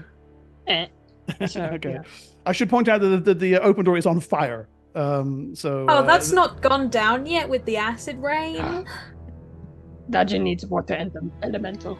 Yeah, those Templars come back, make it rain. Unrelated, but I now need water elemental. Don't ask why. You were making fun of my water elemental earlier. That was not Dajay. Dajay thinks it's pretty cool, actually, and would like one.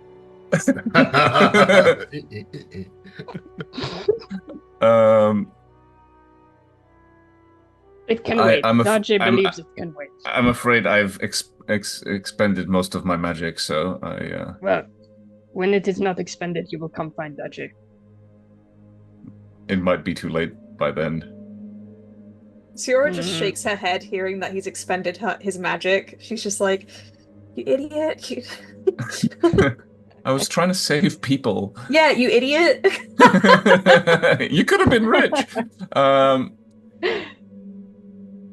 Mark, just a quick question. The energy around the Nagaramakan, is that like a dome that's kind of like a shield, or is it just random energy that's just floating around the weird tower in the middle? So, looking at the picture, I would describe that as a random coruscating aura of. So that's not just at the moment of the discharge. That is just happening all the time now. Yeah, that's like. Okay.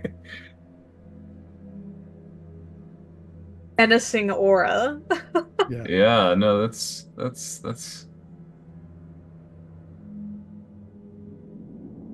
Okay, so. How big is that thing? Sorry. It's pretty big. Okay. If you wish, then, we can have you guys attending this emergency conference. We'll take a break right now to catch our breath. And you can have a think about if there's anything else you want to do before we proceed to the Temple of Water, where the conference is going to be held. And we shall see you back in 10 to 15 non-power cut-induced minutes.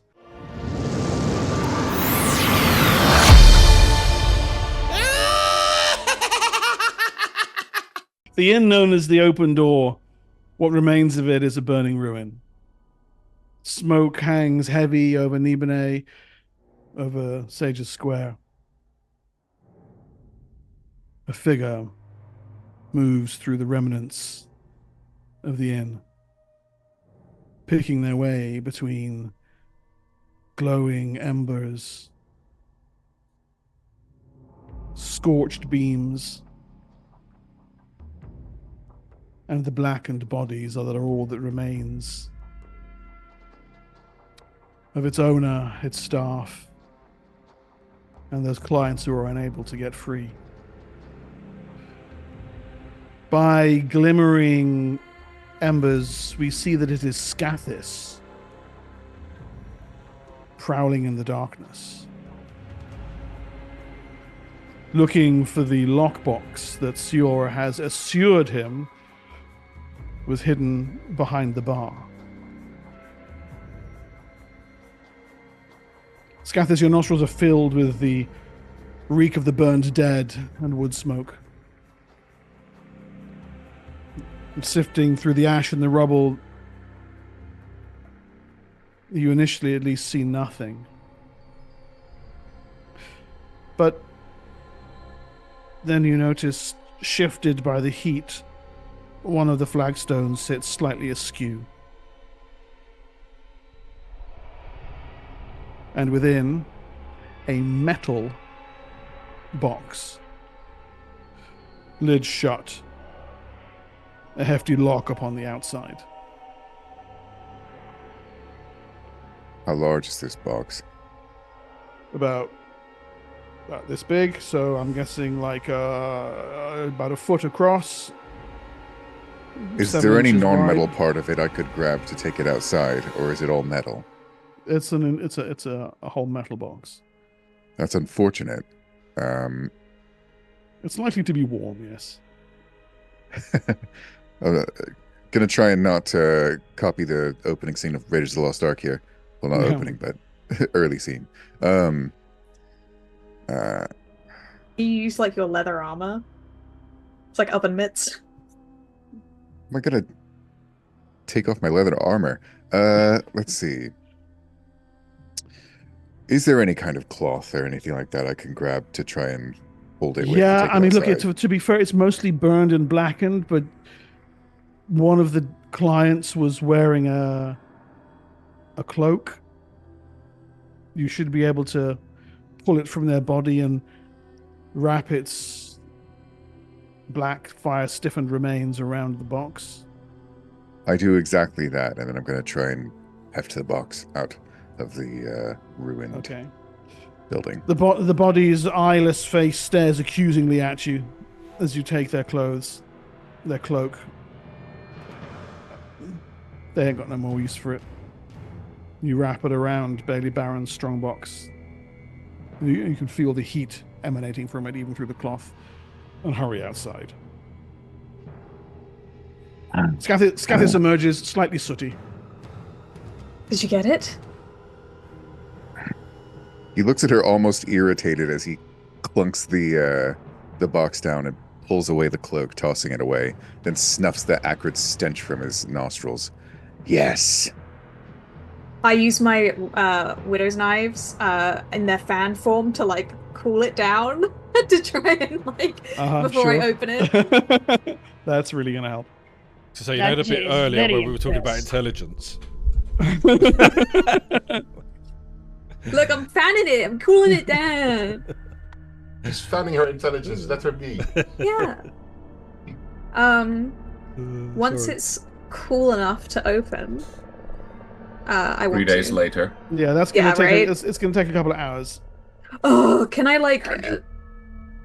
Can anyone get this lock open? Magic can attempt. Be careful not to touch the metal. Najee knows this is not his first burning box. Why don't you collect the key? It should be in there as well, shouldn't it? Surely the box, the key compartment part is melted. I am not going back in there. Thank you, Scappers. You can thank me with 10%. Roger, She not happily with that. That's a fail, and that's unfortunately close enough for you to take 2 points of damage from the hot metal of the box.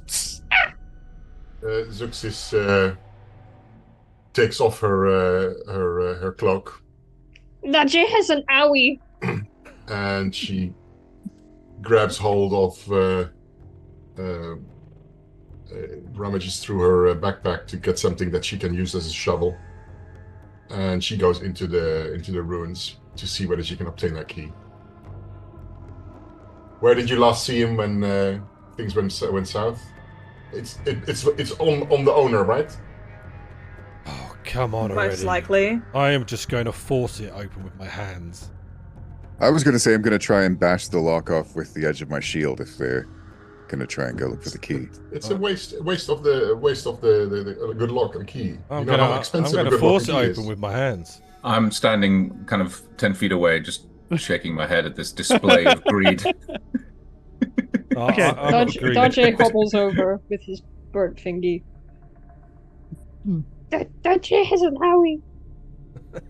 And give it a cure light on his owie. What? Okay. Yes. There you go, It's a little Dodge. bit. I look at Thicket shaking his head disapprovingly, and I just go, "These are my wages. I earned these." I go inside the building and go and retrieve that key. Okay. While Suxis is gone, either of the rest, Scathis or Senex, are you trying to open the box? Yes, yeah, I'm going to try and open the box. Okay. How are you opening it, Senex? With my bare hands and strength. And You're strength. gonna burn Okay. yourself. Okay, I what's was your going to strength? try and. Well, I'm going to will it open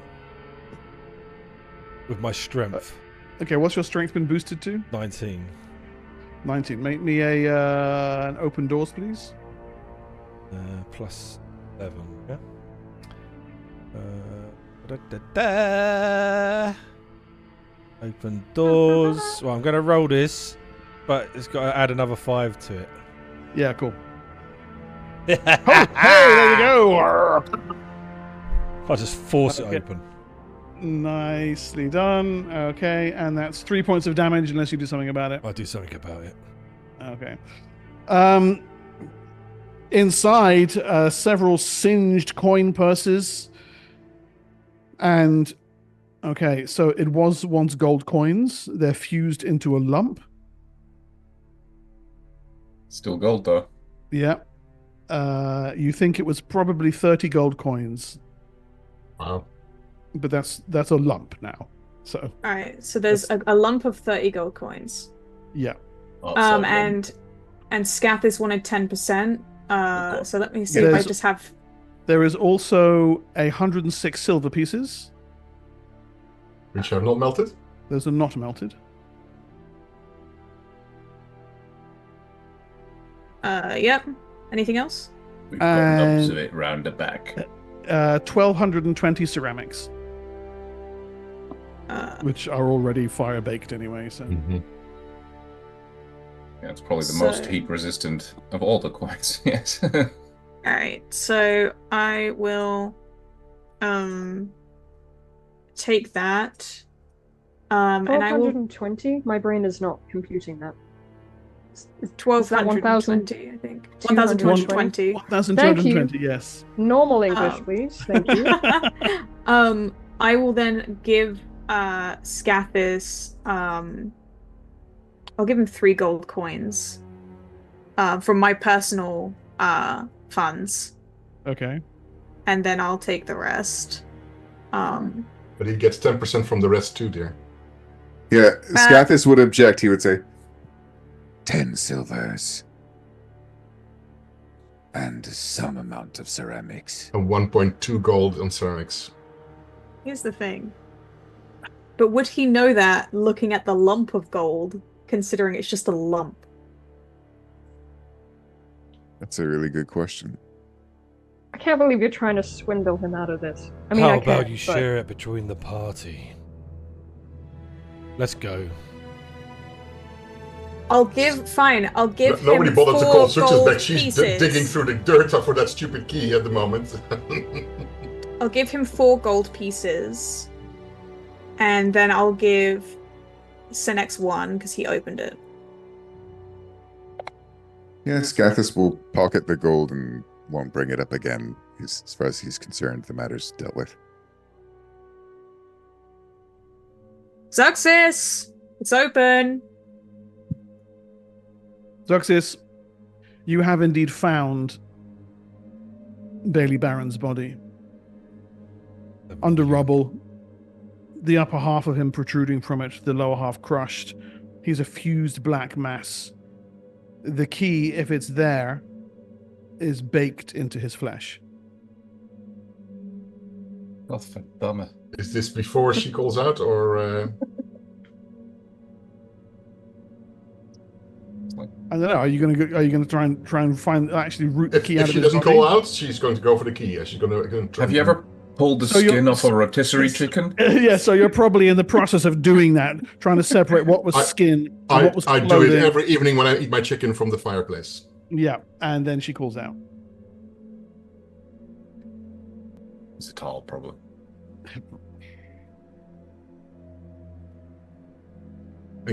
You're like... No.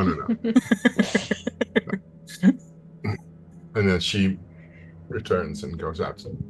Okay.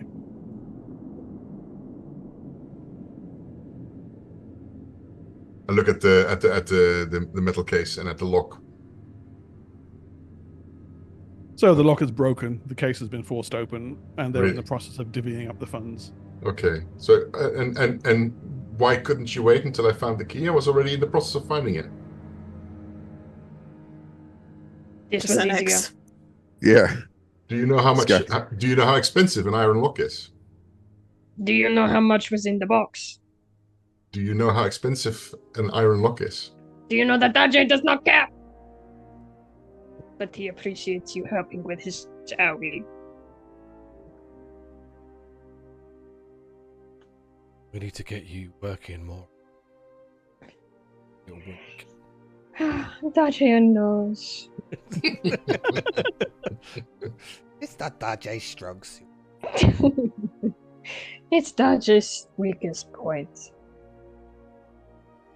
Dajay is good at sneaking. Only weak and point, right? This is true. Thank you, Scathis. and discreetly killing others. These are good skills. Scabbers. And he just hops from foot to foot happily. I chuck Zuxis a gold piece for the effort of getting the key. And then I'll give Dajay 5. Big money. Fiora. Maybe you should give Ubulai also a coin so that at least he keeps his mouth shut and is complicit. Who? Ubulai. Ticket. Who's? Oh no, he didn't help. And I give Ubulai my coin. Here you go. Keep your crime money. See? Told you.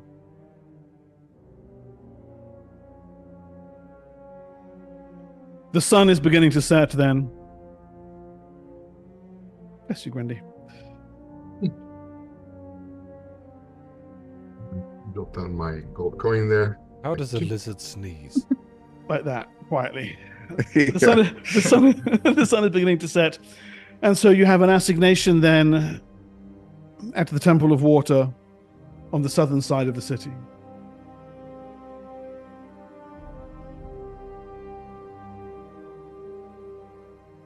You make your way through the wreckage of Nibenay. The growing shadows help conceal some of the worst of its hurts. No part has gone unscathed. Bodies are being laid out in the streets or just heaped onto carts. Templars, burning torches aloft in their hands, move through the dust and rubble choked avenues, trying to keep order. But there is an uneasy pallor here tonight. The Temple of Water, as I showed you on the map, sits on the very southernmost edge of the city, its outer walls looking out over a rocky cliff that leads down onto the plain of burning water.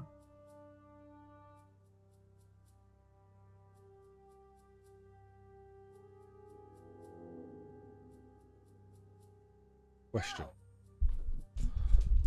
With all the dead bodies, are there insects about? There are, yes. Knowing that we're going to somewhere, I would first like to cast Insect Mind. Yeah, Cast, cool. manifest, Insect Mind, and then Hive Mind. Insect Mind first. Da-da-da. That's classed as a natural 20, so that lasts for all day. Yes. And then I would like to manifest Hive Mind. Manifest first. Manipulate, rather. Yep. Got it. And then Hive Mind. Easy. So that cost me 5, 7. That cost me 8. And I would like to sap as many as I can. Yep. So it's primarily tiny insects. Mm-hmm. But there are several hundred in the area. So that grants you a further, by my reckoning, 32 PSPs. 32, which would take me to 111. Bazonga. Oh no, that's temporary, isn't it? So it's stored. No, temporary. So 32, yeah? Yeah. Thank you very much. You're very welcome.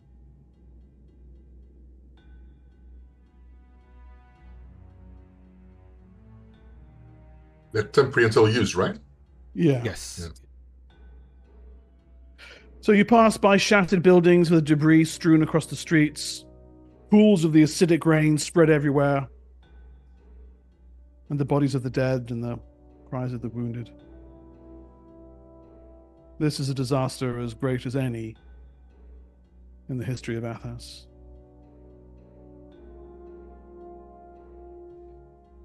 But eventually, you reach the Temple of Elemental Water, nestled at the southernmost extent of the city's noble district. Like the rest of Nibenay, it's been shattered by the events of the previous day. Its outer walls crumbled, its inner dome cracked. But as you make your way within to the central worship hall, you can see that the people gathered have come from all across Nibenay's diverse factions. I have a little picture here for the principal attendees.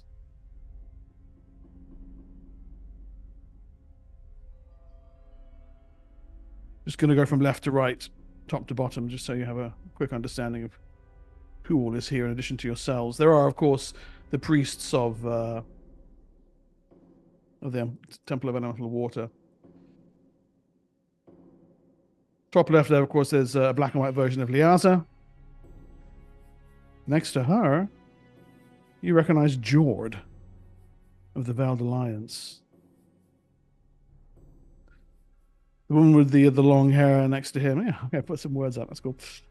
You don't know who she is, but she's dressed in very fine silks.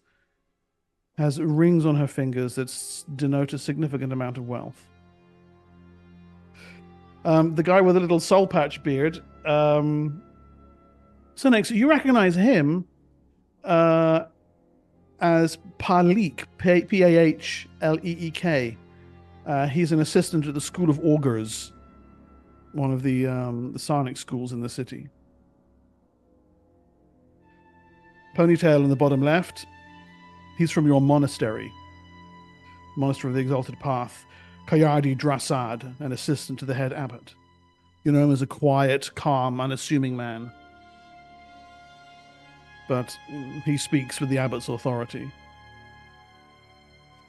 The woman next to him is Kira Tin, the high priestess of the Water Temple. This is her house you're in. And then the last two are Lord Alden Calvorix. That's Scathis is your boss.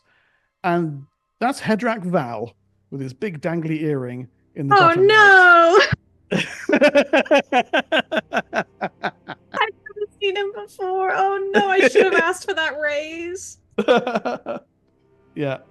Who's Hedrak Val? He's the young nobleman whose father has been paying Siora to lavish attention upon him for Oh, gotcha.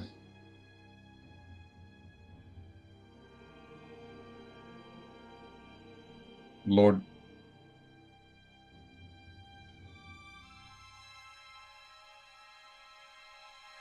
Kira nods to Liaza, who steps forward. For those of you who don't know me, I'm Liaza, Templar wife of Nibenay.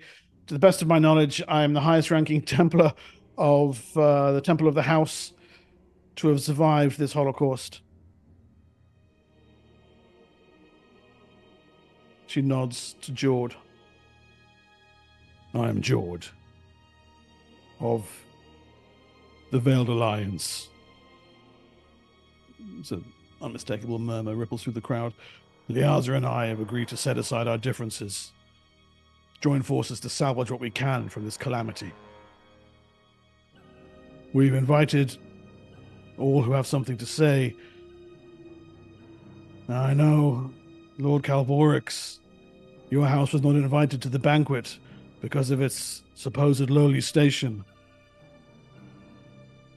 Young Master Val, your father went in your place. I would suggest that both of you have been rather fortunate. Who knows what has taken hold of the Nagaramakam? The gates of the Nagaramakam are sealed, Liasa says.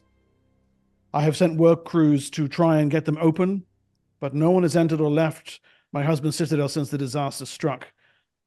The fate of the Shadow King is unknown, but my sisters begged me not to admit this. But this is not a time for deceit. I have lost the ability to call upon my husband's power for spells, as have all of my sister wives. I dare not think what this means.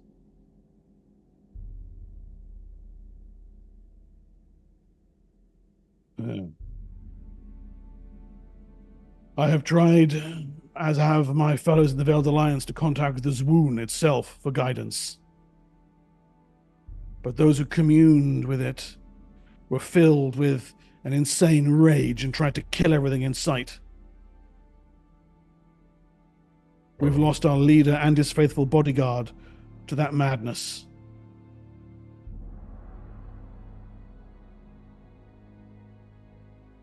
Okay.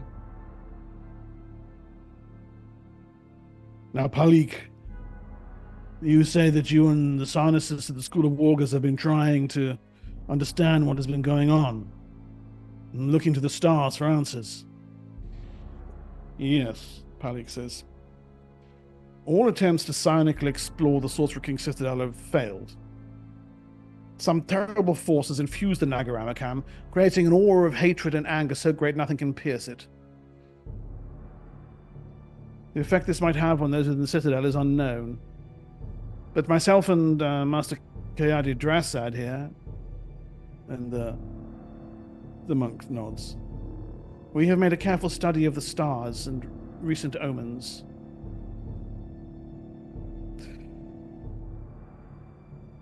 Taken individually, the portents show nothing unusual. No, Drassad says, but when examined together, they are more foreboding. The stars have spoken. They say all the might of the Templars, the magic of the Veiled Alliance, and the wisdom of all our people here will not save Nibenay. The stars say this must be done by a child. I cannot say what that means.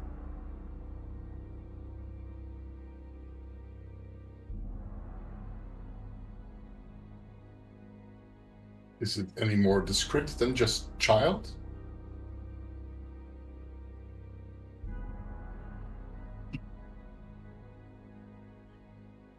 Blessed child, exalted child. Okay. The stars are silent on the specifics. Well, Calvoric says, just speaking of practicalities, my house stands ready to lend aid however it can. You're quite right, Templar Liaza, we're not an exalted house, but, well, we're not going to stand by, and he looks at you, Scathis. As I said to a friend of mine this morning,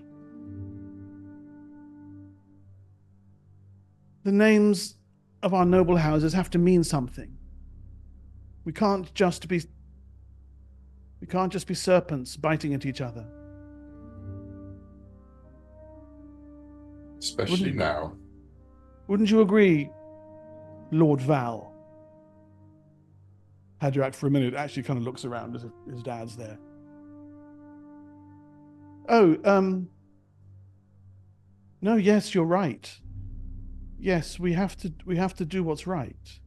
We have to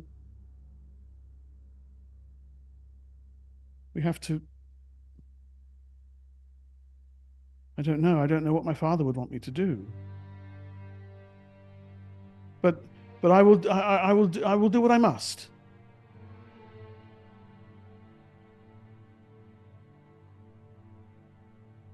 Assuming as your father is not here that he passed. Don't say that. He's in the Nagaramakam. He might be all right. Oh. Siora is glad she's wearing her veil, covering her mouth, because she can't help but smirk at the idea of his father dying. Insulting old coot. If I could, Scathis would actually go take up a position next to Lord Calvorix as his official bodyguard, I guess. He nods, gratitude in his features. So, this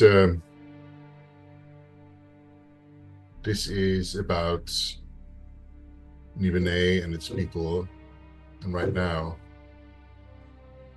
how does the Template think to deal with the inevitable scavenger armies that are going to descend down on this place now? There is no more Sorcerer King to defend it.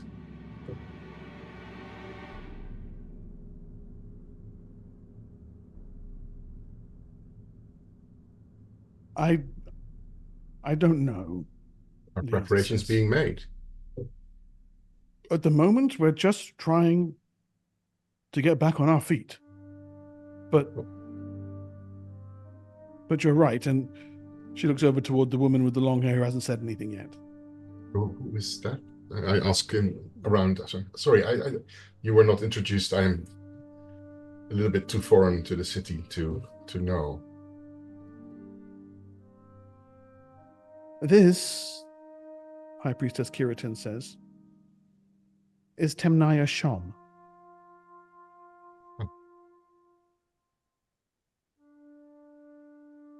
I take a very good look at Timnaya Shom. She's beautiful. She's well dressed.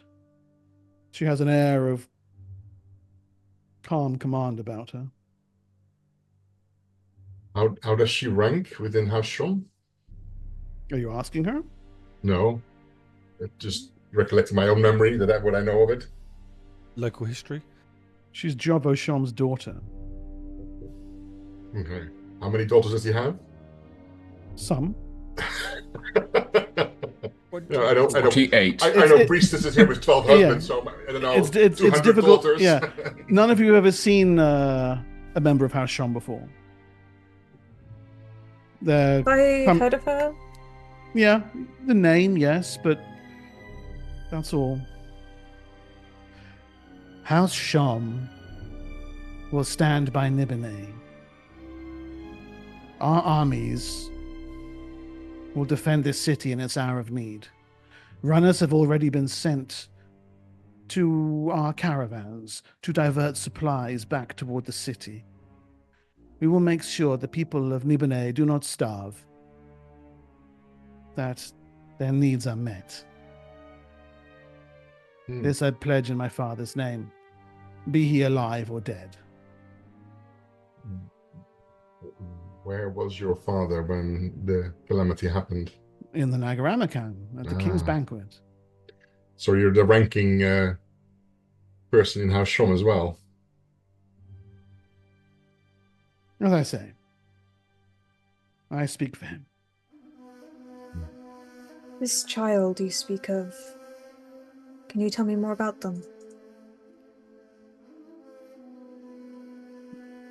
Kiadi nods. Well, the stars were explicit. Tell them the rhyme you heard. You know I don't agree that that's relevant, Kiadi says. Palik nods. Yes, but he looks toward the rest of you. There was...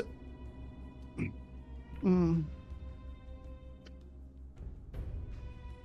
of the Arcanamax was at the School of Augurs and used divinations to attempt to pierce the veil, as it were. An entity of the higher planes spoke to him.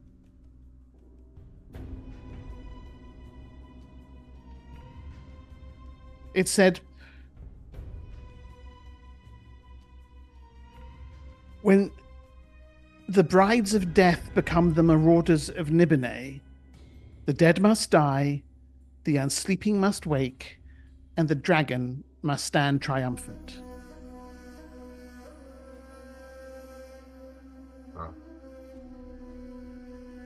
Can you repeat that? Sir?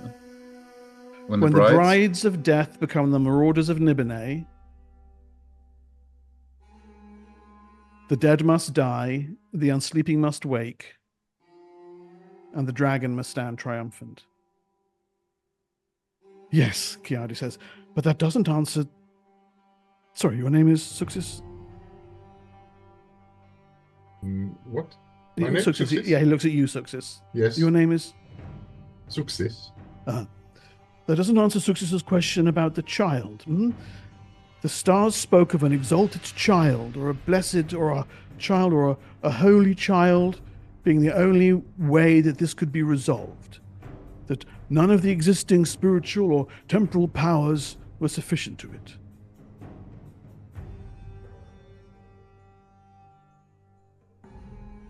Liaza frowns. When I look at her, does it look like she's thinking what I'm thinking? Yeah, she kind of, she almost looks unconsciously over at you. I give like a nod. You say exalted, blessed, holy. Could it be priest? Kiadi nods. Yes, a priest child, I suppose, would be a sufficiently accurate interpretation of the omens. Oh, I see. Yes. The answer says the priest child. My husband's chief wife, Siem Hook. She's a 14-year-old girl, a psionic prodigy. He calls her the priest's child. Okay. And where is she? In the Nagarama camp. Okay. So either we gain ourselves entry there, or we are not part of the solution. That's correct? The analysis? Liaza nods. Palik also. Yes. But no one's allowed in the Nagarama camp.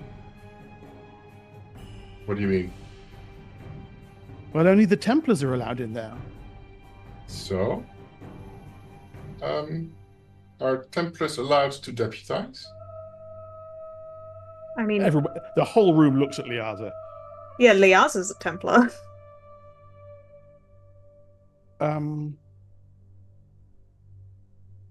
I think so.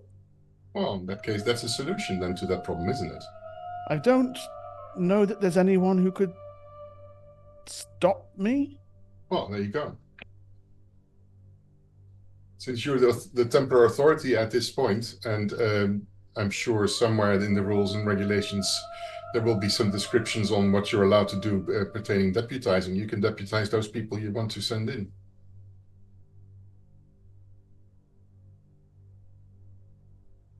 Making them Templars at that point.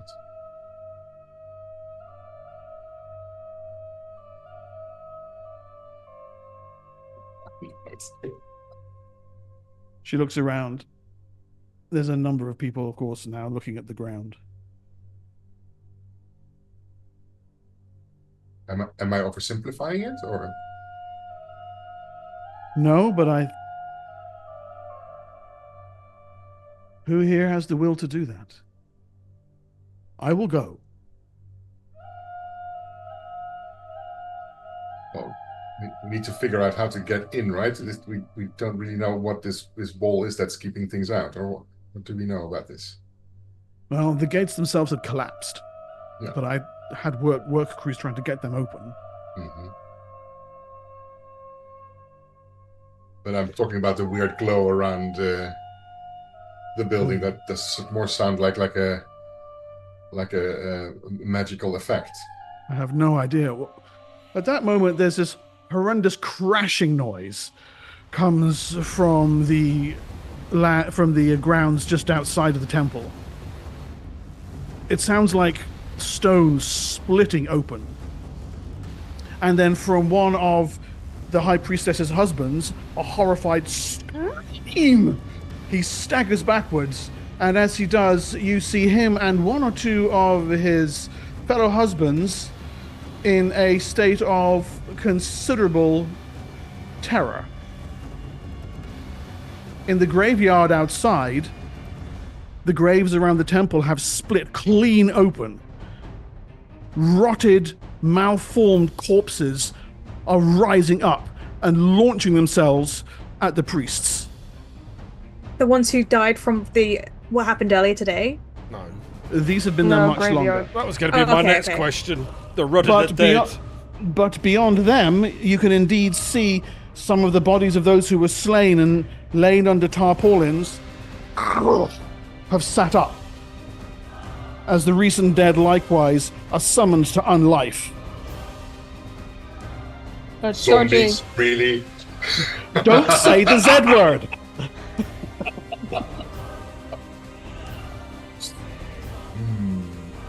Okay, so, a bunch of things happen. Wacht, can I ask what the end of that thing was with the dragon? It's gonna drive me insane if I don't have it written down. The dragon must stand triumphant. Thank you! I can probably copy and paste that into... Yeah. Don't even bother, I've already written it down. Well, No, for us not so... a little bit more memory challenged. Okay, it says Hijibine, but that's bad OCR. There you go. Okay. Right, so a bunch of things happen at once. Kiratin shouts, "Behind me! Behind me!"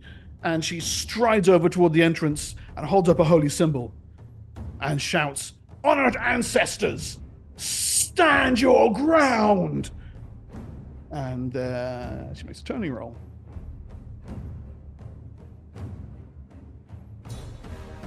That's why you always cremate.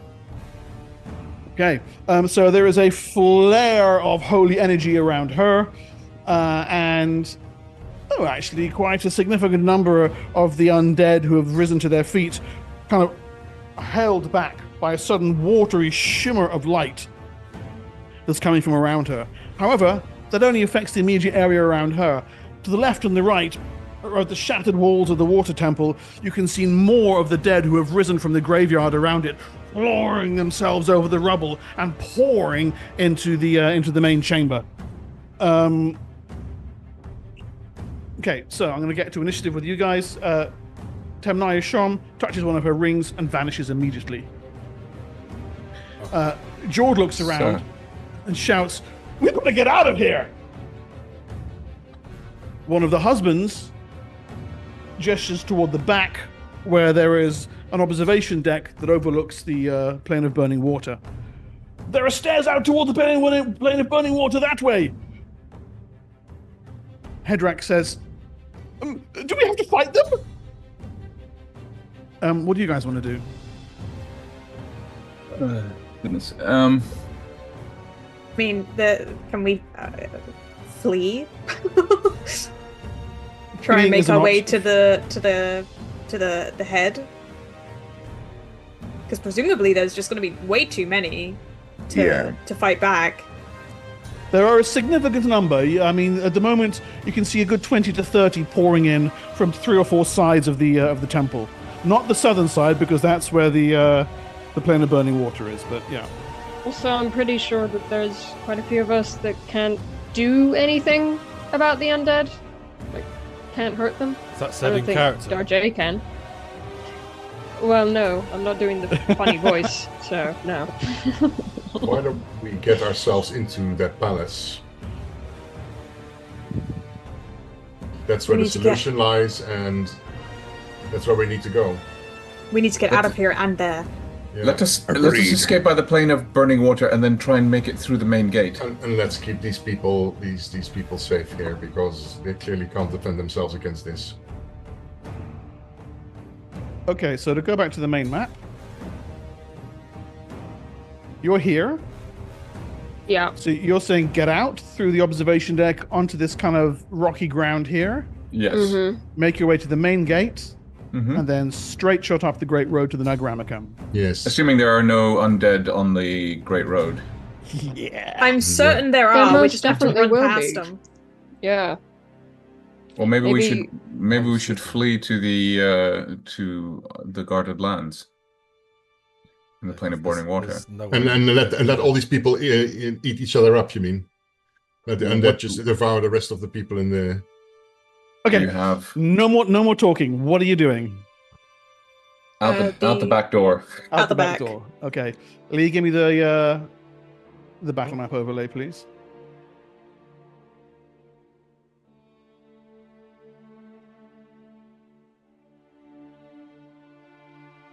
Okay, so you go spilling out down the from the observation deck, down the kind of rocky paths onto the plane of onto the rocky outcrops overlooking the plane of burning water. Okay, so yeah, so you can see Alden and Liaza over on this side. They've come down on the right. Palik, Hedrak, and Jord on this side. As for Kiadi Drassad, he activates some kind of sonic power. You think it's some kind of teleportation. He likewise disappears.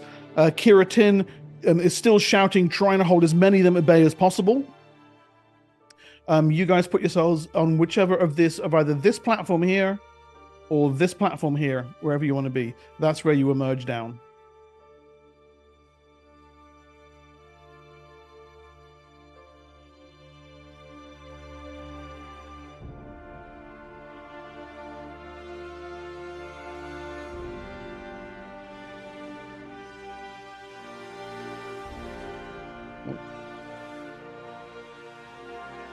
Yeah, I'm still missing two of you?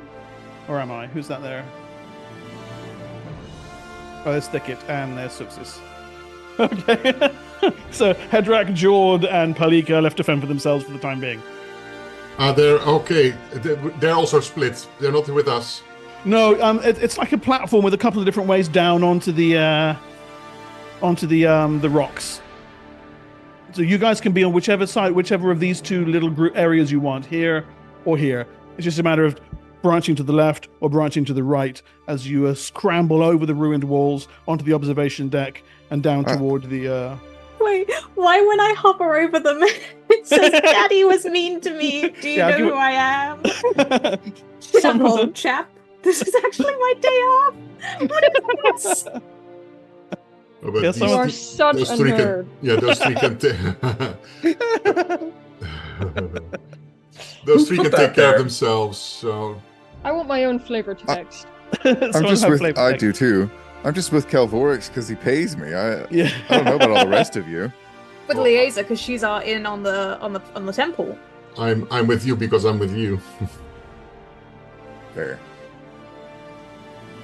Do you know who I am?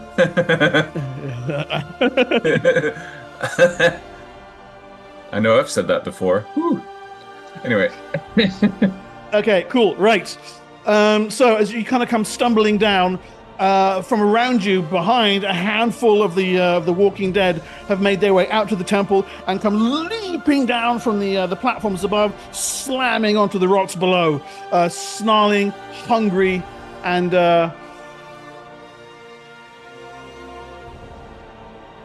keen to feast.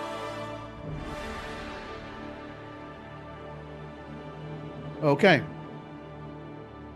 I would like initiative rolls, please.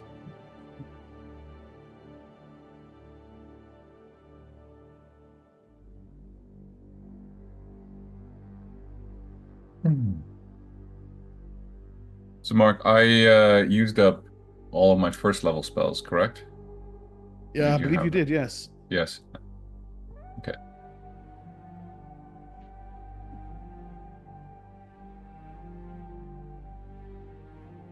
Sorry, I'm...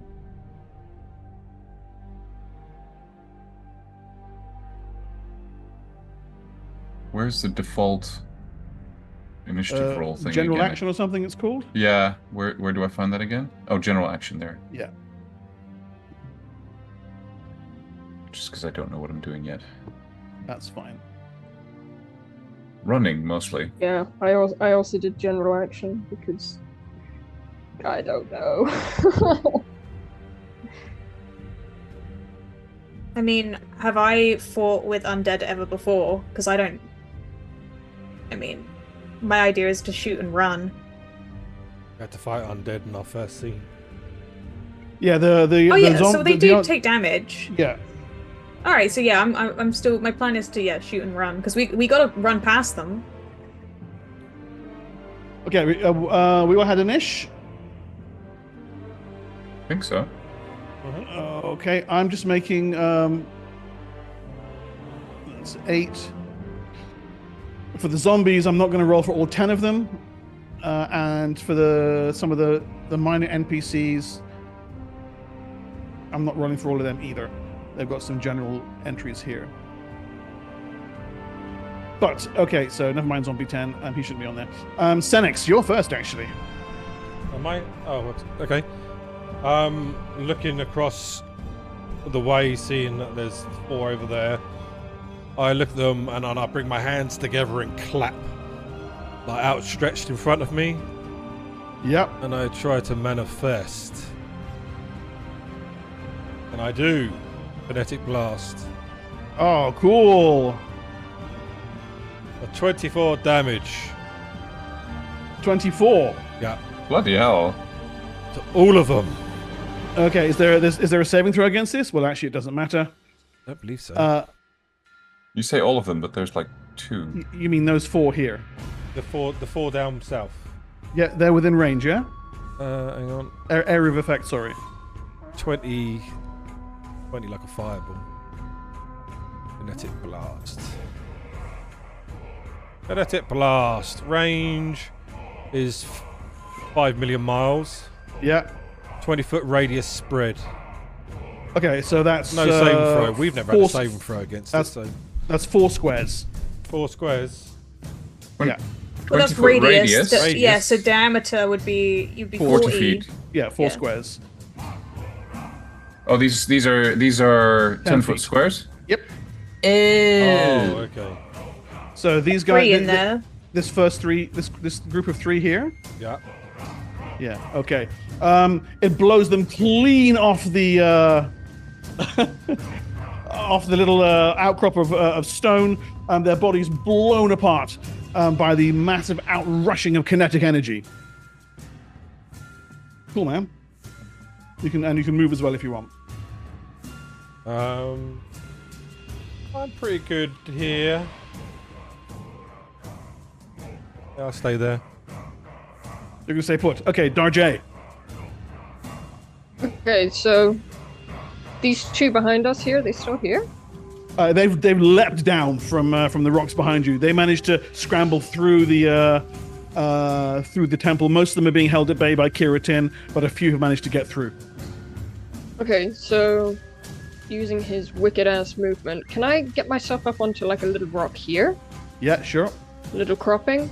Give him a better vantage point for shooting, aiming at one of them, at least one of them that's sort of breaking through, to hit with his bone.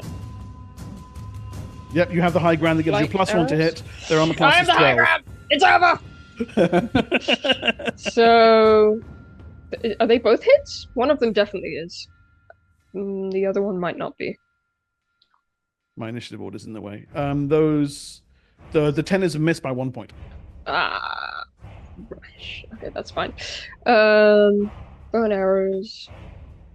So that's just 1 then. That's 4 damage. Okay. The arrow slams into the rotter. staggers backward with blood dark The and walker. foul. The biter. Biter, yeah. So whatever you do, don't say the Z word.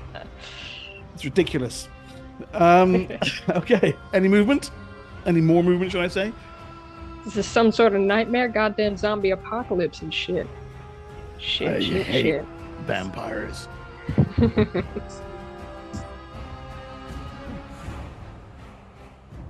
Oh, you mean movement from me? Sorry, no. No. Okay, cool. Right. I thought you were just like, guys, out of initiative, anyone want to do something? I'm being kind of generous. Okay. Jord, 1, 2, 3, 4, 5, 6.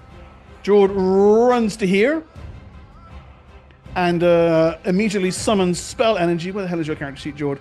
And blasts a spray of magic missiles toward the nearest of the zombies. There we go. That's 15 damage. It's blown to pieces. And he shouts, "Onward! Go! Go! Go!" Hedrak Val looks at Pelican. Nods, "We better run! We better run!" Thicket.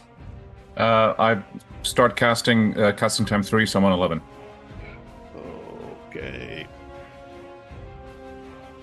I tried to edit it, but it wouldn't let me. I can do it. 11. Okay. I figured out you can actually move these now, so put you there. Okay. Right. Zombies.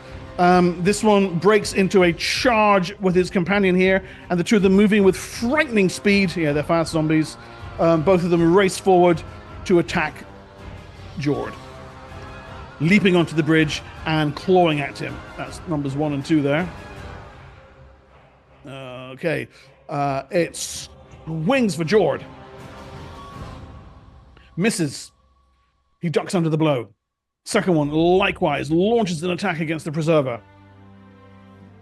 Likewise, misses. He teeters on the edge of the rickety bridge. Behind, this one rushes forward to attack the first thing near it, which is Alden Calvorix. His armor class is 15 because he's wearing a little bit of a breastplate underneath. Injured, nevertheless. It takes a swipe at him.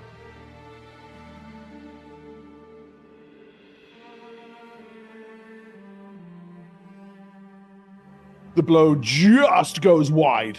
And then the one directly behind you, Scathis, swings for you. Claws raking at you. That is a terrible attack. Fails to land a blow against you. Wow. This guy uses his entire movement to get to here. Suxis. Suxis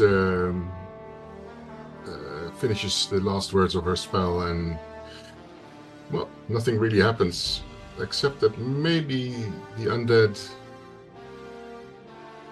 don't notice her anymore. Invisibility to undead? Okay, they're not intelligent, so they don't get a saving throw. So, cool. Nicely done. Okay.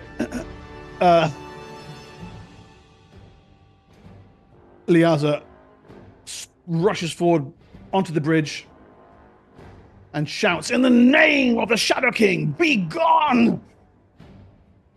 And discovers that her turn abilities don't work either. Thicket, your spell goes off. I'm gonna. So I was hoping that I could hold it just long enough for Scathis to jump out of the way, but I'm just gonna. I don't think I can do that, so I'm just gonna do it on one. Yeah, so I'm going to do it. Create a pit. The pit spell, and it creates a pit that is 20 feet deep, 20 foot on a side, and it's going to essentially capture the one that's in front of Scathis.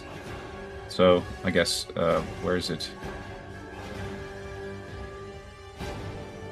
It's either 10-foot squares, right? So like here. Okay, so in it goes. And it takes 2d6 falling damage. Does it save? I don't. have to check. Of course, I have to look it up. I'm so sorry. I had thought. You forgot a zombie. Who? You. Where is he? Bath. Oh, there's one dude down there. Thank you. You can have an experience point for that. Thank you. But it was Saving throw two. special.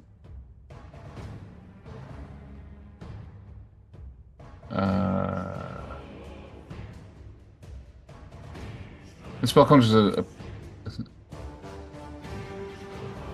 circular pit, 20 feet across and 20 feet deep within the caster's range. The pit forms only on Earth.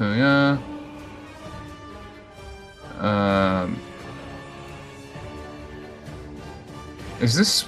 Oh wait, is this place made of stone? Yes, it's stone. Oh, then it won't work. Shit. Okay, spell fails. This zombie then takes a swipe solidly at Jordan on the bridge. And that's a hit. And the pair of them go plummeting into the boiling water.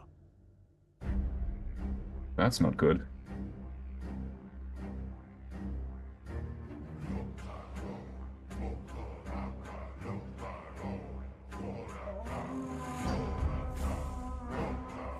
Oh, shit. Jord gives a horrified, deathly scream, and then his body goes limp in the water. The zombie, you can see its flesh puffing up, baking and boiling, but it strides forward and clambers out, snarling at Palik and Hedrak. Okay,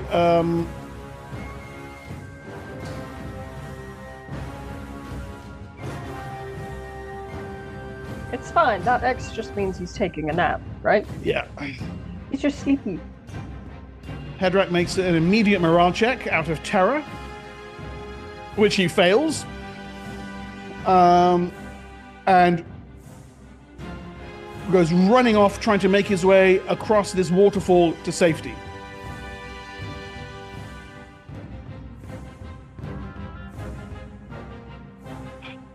He makes it to the far side just in time. Palik tries to make a break for it, rushing in this direction. He barrels past the two zombies. They both take attacks of opportunity against him as he rushes by.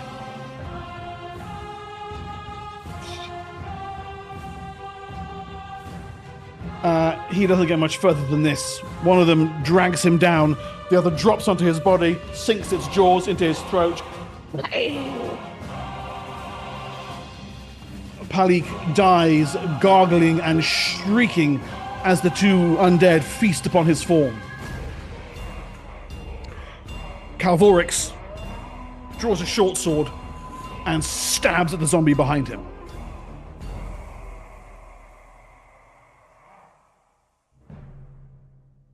His hand is shaking far too much to make it an effective blow.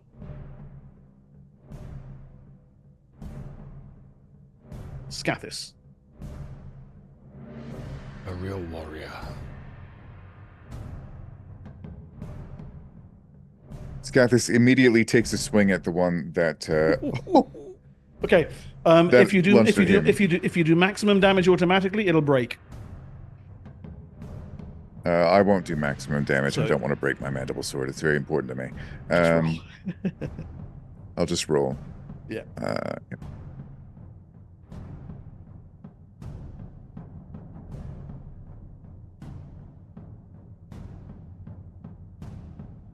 There's 14 damage. Awesome. So this one right here. No, the one that's fallen in, that hasn't fallen in the pit. Yes. Oh, sorry. Yeah, that would be the one that has not fallen in the pit. 14 damage. You hew it clean in half, its deliquescing body spattering around you in ropey chunks. There is no pit, by the way. Okay. Fair enough. And then he would follow up trying to catch the other one with the backswing from his sword. Go. He's already injured with an arrow from Darjay. Armor class 12. Hits. Whoa! 11 damage. And it likewise is felled, collapsing in pieces at your feet.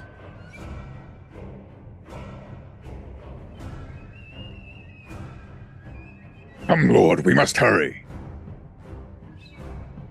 Right behind you, Scathis. Right behind you, old man.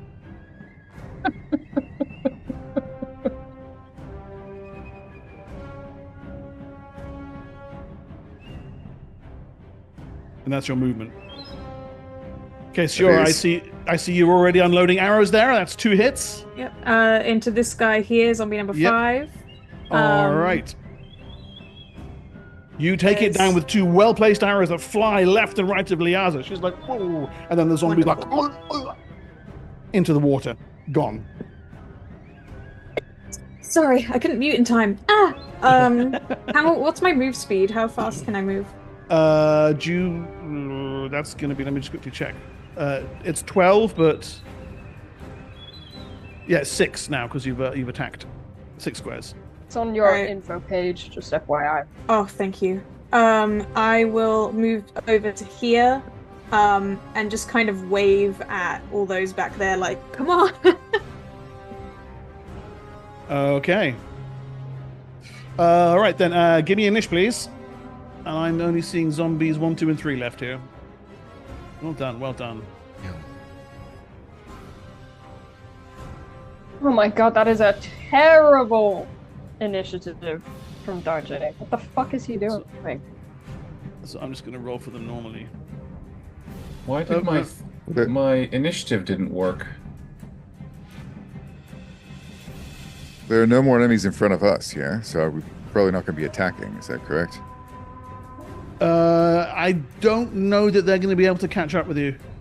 Mark, Yes. When I press the initiative button on the spell, it's not actually... Okay, just roll a d10. Just roll a d10. So I did the first... I'll just use the first one then, it was a 7. A 7. But it's supposed to add 5, so it's 12. So thicket should be a 12. Yes. We should deal with the other ones because they will not stop. They will never stop. They will never stop Zuxis. leaving. Zuxis is going to make her way at full speed to here. She's going to try and retrieve the body out of the water there. How are you getting there? I'm wondering how much one square is 10 feet, so you can move 12 squares. Okay, so I was here. 1, 2, 3, 4, 5, 6, 7, 8, 9, 10, 11, 12, like this. What? 12 to there. Yeah. Yeah. Okay. So you're running across the bridges, and then down here, right? Yeah. I want to get to where the 2 corpses are. Yeah. Okay. All right. So you rush in that direction. Yeah. Okay. Zombie number 2 runs to intercept you. I'm invisible to undead. Of course you are. Yes. Yeah. So it doesn't. Okay. So instead, it's gonna go straight across here. 1, 2, 3, 4, 5, 6, 7, 8, 9, 10, 11, 12. Yeah, and it can just reach Headwreck, which it does. What's that? Number 2. Goes barreling at incredible speed across and intercepts him. He gives a terrified scream, and then the zombie is at him, clawing. Oh! He just managed to do more like by kind of falling over himself in terror, avoids its attack. Scathis. He's shouting for help. Do not move the other zombies. No, I've broken them down into individual initiative this round because there's only 3 left. Oh, okay. With other zombies crossing over and my lord's still back there, I guess I would probably... if I decided to do something other than my general action, I would just add the speed to... Exactly, yeah. Current. Okay, in that case, I'm going to go on a 9 instead. Sorry. Or I wonder if I can do... Hold on. Actually, instead of a 9... I can do something faster, right? I'll go on an 8. Okay. Shield bash. Nice. Yeah, instead. Okay, cool. Right. Sorry, Mark. I just realized that the spell I was thinking of doing it does not have enough range, so I'm just going to use my action to run. So I'm back at 7. Okay, no problem. Okay, Liaza does that too.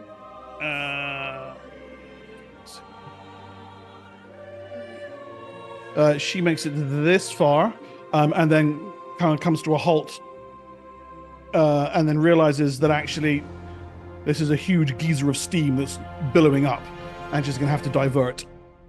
So that she turns and runs in that direction. Thicket. She shouts, "This way's blocked! This way's blocked!" Okay, I'm going to run. My movement rate is 6, if I'm not mistaken. Yes. So I'm going to do 1, 2, 3, 4, 5. So I guess I can't stand in the same spot as Scathis, so that's. And I if I can do double move, I can do that, right? Yeah. So I can go. Can I go past Scathis on the bridge? Yeah, or sure, is that, sure. Okay, 1, 2. Could I have done a double move as well, Mark? 4, 5. Yes, 6. you can't act in the same round as a double move. You're basically running. Yeah, that's what I'm doing. Okay. Can so I go? Is there anything faster than a double move, or is it like sprinting or something like that? There is flat out running, but for that I'm going to need dex checks to get across these bridges and stuff. Okay, well I'll just do a double move then. Okay. Success, if you want to move yourself another 12 squares, go ahead. Yeah. Okay, so so you've run that far, yeah? Yeah. On your short, hairy legs. Okay, cool. Stubby little legs. They're not Yeah, hairy. I shaved them. I don't know why Jord's on there. I'm gonna just off he goes. That zombies number doesn't count this round because they're individual. So Scathis, you're up. Scathis is going to, hearing the screams, run back and try basically just charging full on into this zombie shield first. Now, my question is, if I were to knock it down, would I be able to knock it into the boiling water? Yes. And that is my plan. Okay. No.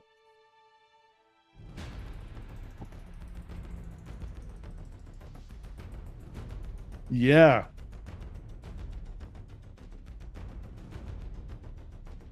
Oh.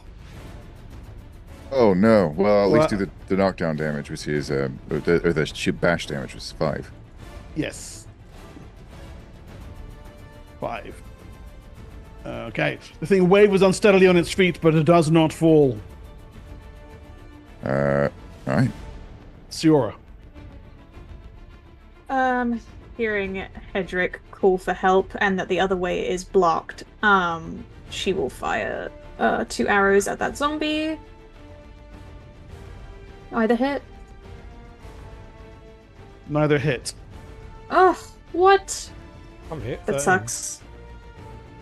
Okay, right. Now, I'm seeing you don't have pinpoint accuracy. So there are 1, 2, 3, 4 possible targets here that can be hit by this. What? Well, what's their AC?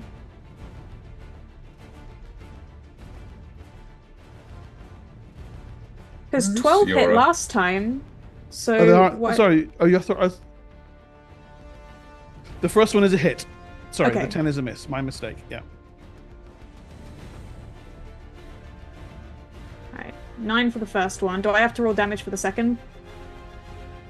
The first one kills it outright. Oh, cool. Could I just have not shot the second? Yes, because the way I've rolled it there, that would hit Hedrak. Oh, thank you. Fourth in line is him. Yeah, I'll fire, and then as the zombie drops, I'm like about to unload the arrow, and I see Hedrak look at me, and I consider it for a moment, and then I stop and give him a loving smile. Okay. Any movement? So if that way's blocked, we want to get down here, right? Really? Is there a way to get down there without taking like full damage or whatever? You just spend a couple of movement points getting down there. Effectively, it just slows you down. All right, then yeah, I'll land down here, I guess, on the ground. Okay, cool. Senex. Kinetic blast. Is it force damage? Yeah, it is. It is. Okay. I look at this creature, obviously, that's looked up after eating. You know who I am. Halik, yeah. And I will clap my hands towards him, but in a way to catch him and the bridge, so nothing else can follow us. If there's probably more coming, as there was a lot up there. Okay, cool. I will. Yeah, he's gonna die. If I get it. Yep, I get it. Damage-wise, 31. Oh my god! Kaboom! Yeah, that blows him completely to pieces. And any damage on the bridge? The bridge is destroyed by that. 20. Oh yes. Okay. Zombie 3 runs across the burning steam geyser and engages Headrak.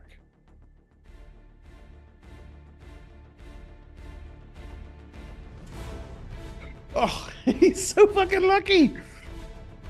Fails to land a blow. He screams and howls and breaks into a run. It gets an attack of opportunity against him as he runs.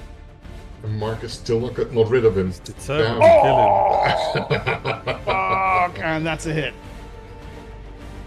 He's not facing the right direction to fall in, but he's going to take this much damage.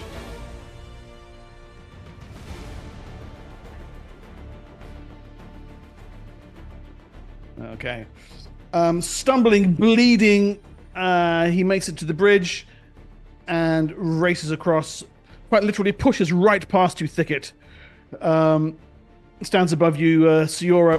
I'm injured! I'm injured! It got me! How amazing would it be if she just stabbed him right now? Oh, that would be incredible. But Darjay. Yeah, so obviously this guy is too close. He's too close. So Darjay will hop down and run his way over here next to his big scaly companion. And once he's gotten a safe enough-ish distance, then he will let loose another flurry of arrows. Cool. I forgot to move Calvorax, actually. He'll be over here. I cannot recall if first one hits. Poison did anything to them. It won't. No, it won't. No. Okay, so one of them hits.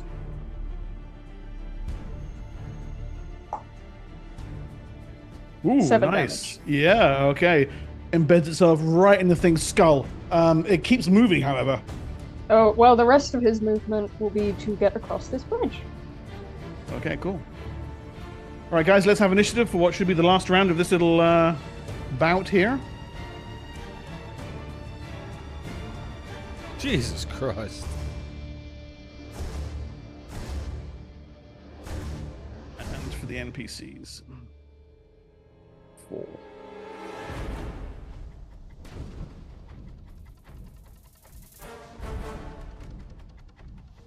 Okay, success.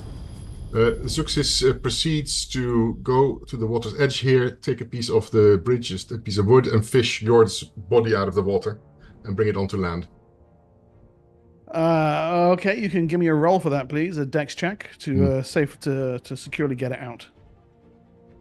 Kind of trying to get some of the shattered spars under his bloaty boiled lobster body. Yeah, okay, you managed to pull it out onto the bank and drag it out. Yeah, and then I proceed to strip both bodies of their stuff. Okay, so that's 4 damage from the boiling water as you're pulling him out onto the... I am heat resistant, does that help? Yeah, so that's half damage, isn't it? No, heat resistant gives you +1 to save against fire and stuff. Hold on. I had it with Matthias. Yeah, no, it's different with Surins. I'm Oh, going to quickly check.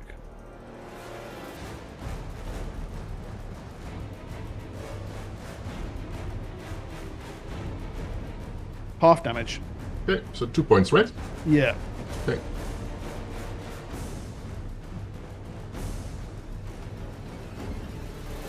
There we go.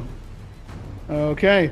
And you're gonna so that's you got about next round you can start work on stripping bodies. Yeah. Okay. Hedrak clambers down next to you, Siora. We've got to run! We've got to go! And he turns and runs and makes it about this far with all of his move. Alden comes to the edge of the bridge and starts waving across. Come on! Let's go! Thicket! Darjay! Move it! Move it! And he holds his ground. Thicket. I continue running. Yep, okay. But what? Presumably have to go down the same direction, so 1, 2, 3, 4, 5, 6, and then 1, 2, 3, 4, 5, 6. Make it about there. Yeah, cool, got it. Okay. I don't know how much those escarpments, how the difference in height is. Each one is 2, so. Okay. It's black blood spattering the ground around it. The zombie charges Senex with what little unlife remains to it. Swings a poorly coordinated claw. And Misses. doubtless misses on an 8. At the same time as that, Darjay? Yes. So Darjay's going to heed what's his face's words, chin up, tall chap words, and he can make it to about here with his movement, which he's done. He's like, Darjay likes to move it, move it. That's Scathis' boss who's called in that. Yeah. Scathis. He's found his bollocks, hasn't he? Scathis is tired of these zombies, and he is going to do a low swing and hit the zombie with a deadly groin splice. Whoa! The groin bane strikes again. Does he have much of a groin to speak of? I mean, it catches not now. No, thwack. Thwacky, thwacky, thwacky. Yes, and he is spliced from groin to crown. A reverse gimbal. Ooh. And he satisfyingly collapses in 2 different directions. And I believe that's every enemy on the field of battle taken care of here. Nope, it's just Hedrick. I kill him. No, I'm kidding. Look at me. Hoping we get a hefty reward from his dad for keeping him safe. Okay, so Suxis, you strip the bodies of their belongings, did you say? Yes. And anything then else for clues or anything that that they know that they had on their bodies, anything that might help us. Okay. All right. And then I follow the group. Right, so with Hedrak and Alden in tow, and Liaza as well from the looks of it. So 3 new companions, you make your way along the outer walls of Nibenay to the main road that heads right up through the heart of the city. And then you see that this problem is not localized to the temple itself. Across Nibenay, for generations, the dead have been buried in family tombs, in ceremonial graveyards, and these would appear to now have split clean open. And indeed, those who were slain by the Cataclysm, likewise, have been called to unlife by some horrendous force. I wonder what that could be. My rod. My rod.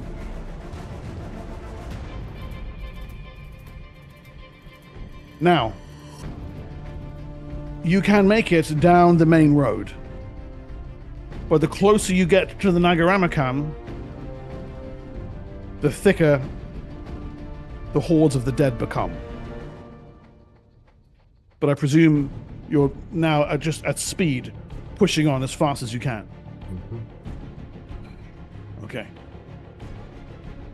You can see Templars are embattling the dead on all sides. Merchant houses have deployed their troops. The battle, many of them raging across the city, it is too hard to tell which way it's going. You push onward.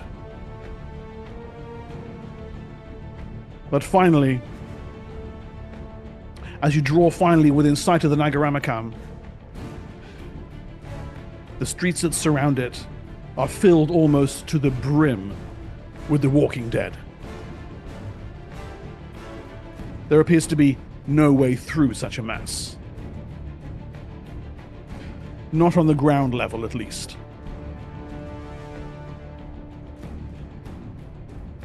Darjay, you're familiar with such terrain.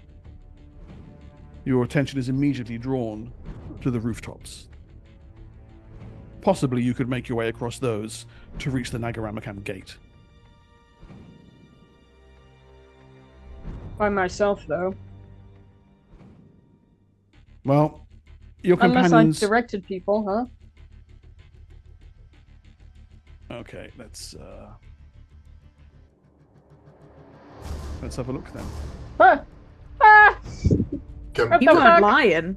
Can we get in, though, when we actually get to the gates there? That's the question. From this distance, it's too hard to tell.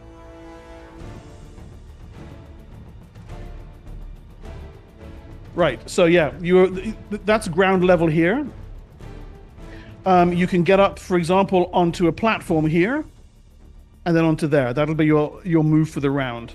There are stairs over here to get onto this side, but that, of course, and these counters here represent far more than this. I mean, actually, there's a good couple of hundred of them blocking the street, but I'm not going to fill the screen with hundreds of counters. Okay, but you guys, yes, absolutely, you start at this direction. This is the southern end of the street. The Nagaramakam gates are just off the map in this direction. Okay, so I'm just going to move you guys back down. Clambering up onto the upper levels is part of your move. Okay, any round that you're on the ground level, you're going to take automatic damage from quite literally being in a zombie swarm. That just says we need to stick to the roof. If you don't get up there, he cannot help you.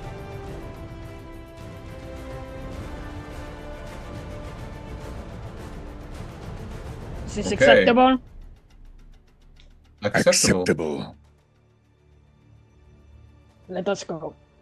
Okay, let me just pull our little boys over as well. You weren't kidding, they are little. Yeah, their size for the other map.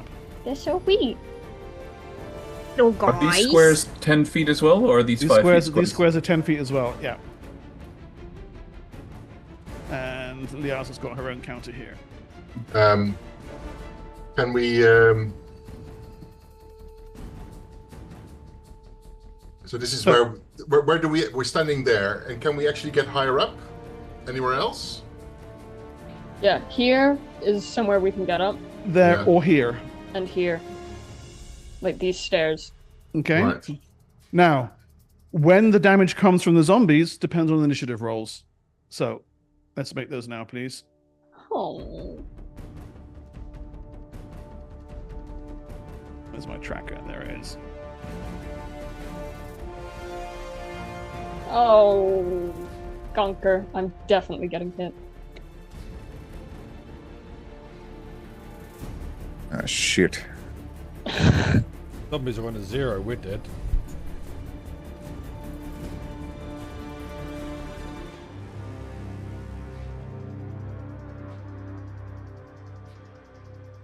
Okay, let's move this to a better position for me. Right, zombie initiative is a 7.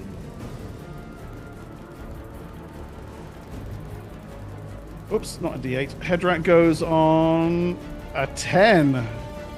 Bye-bye, Hedrak. Bye-bye me and Scathers. And Alden goes on a 7.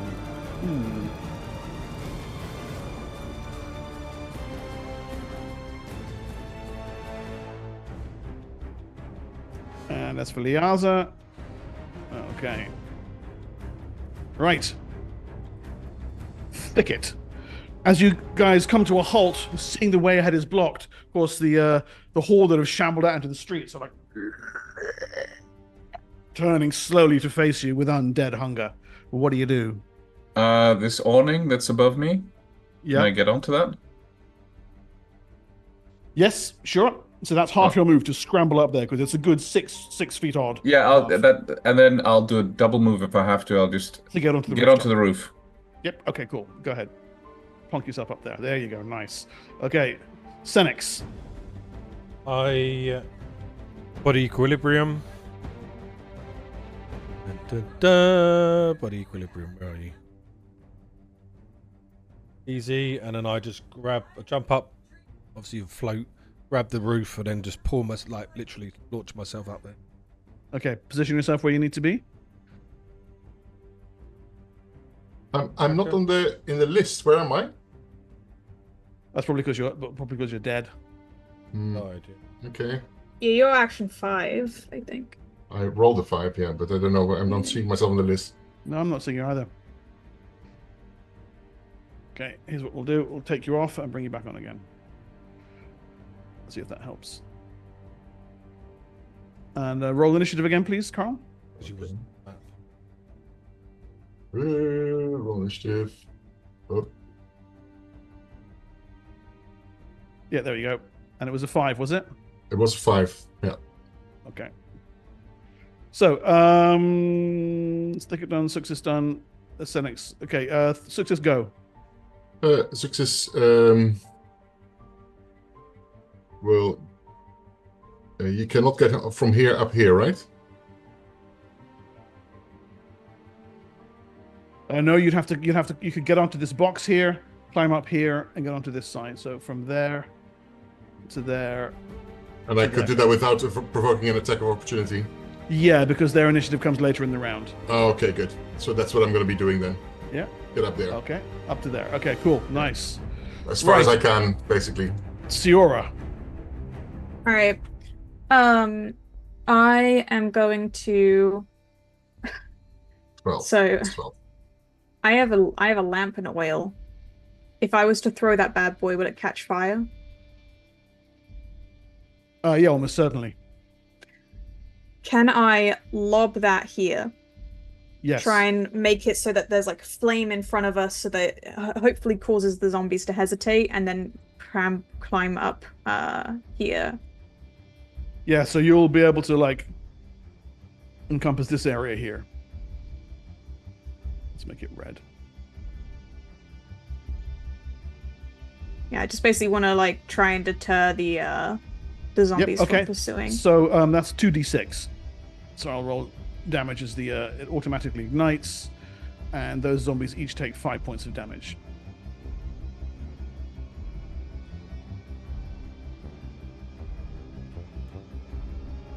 Hopefully it burns for a little bit too. So yeah, it'll burn for 2 rounds. Wonderful. Yeah, I'll climb up and just I'll hold a hand down to anyone who's climbing up to if that helps them get up there faster or whatever. Yeah. Okay. Great. So the lantern arcs over your head. There's an eruption of flame. The foremost group of zombies, the flames rise up around them. Their bodies twist and contort, but they move immediately forward. And Liaza and Alden and Hedrak are all in danger. Alden has his action though, and he uses it to push Hedrak behind him. Get back, boy! Get back! And then both him and Liaza take automatic zombie damage. Why so brave all of a sudden? Because I'm there. It's cool. No, it's not the same guy. 4d8 zombie damage. Yeah. Bloody hell. Wait, I thought that was Scathus's boss, the noble guy. Yeah, it is. Yeah, It is. Yeah, that's what I mean. He's so brave suddenly. Oh, yeah, he is. Yeah. Liaza and Alden are torn into as the zombie horde swarms around them, ripping at their flesh. Both of them go down. But then you see, pushing themselves free, they live, grievously injured. Scathus. Is there any way I could grab Lord Alden and put him on my back? You could rush in there. Doing so is going to expose you to zombie attack because they're now active. That's fine, but I'd like to, if I could grab him and then try and scale a wall with him on my back or something. Yep, I'll need a strength check for that, but sure. Yep, I'll run in, grab him. With me, my lord. He gasps, "Get the others to safety!" But I'm guessing you're just picking him up anyway. Just picking him up anyway and trying to get up there. Ooh, sorry. Okay, so give me a strength check. This should be no problem for you. Say that out loud. This should be no problem at all for you, Grandy. Now I'm going to whiff it. No, you didn't whiff it. Okay, so you drag the pair of you up onto the platform above. Okay. Yep. Darjay. Yeah, I mean, he's very not big enough to take anyone with him. No, you're not lifting anyone except the expectations. I'm little. Yes. Oh my god, you've just reminded me that I have inspiration that I could maybe use. That would give them a plus to rolls and whatnot, right? You'll get an extra d20 if you need it. I would get an extra d20. Yeah, that's what it does. You get a free d20. Oh. Does it give my allies a free d20? You can give it away. Oh. So Well, what I you already gonna do? have one.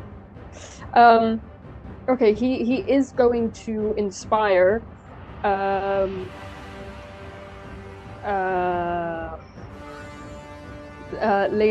because she's more badly injured.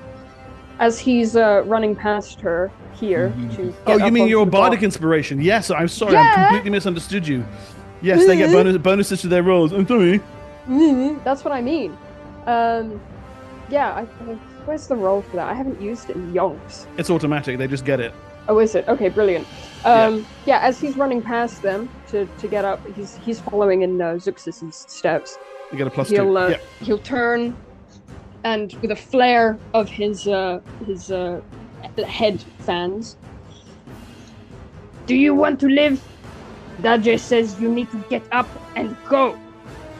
And he will jump up and follow. Okay, Darjay, this path takes you through the now slavering zombie horde. They rip and tear at you. You take 17 damage as you go leaping and bouncing to safety. Blood spattering the stones around you. Worth it, probably. So I'm on 10 hit points. Yep. Did any of them attack me as promised?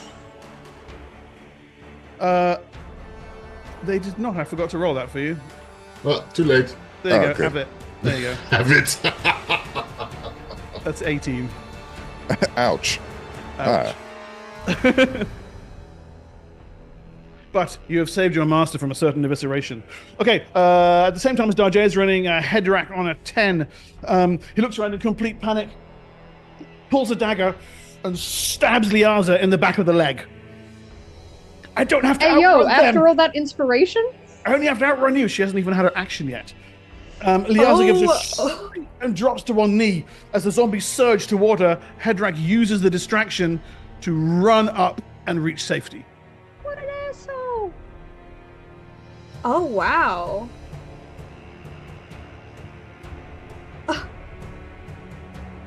That's fucked. But that's dark, man, even for us. Liaza, who had only 9 hit points left, is lost from sight. beneath an immense, hungry, devouring horde. Okay, your boy toy's getting it. Oh yeah, he is.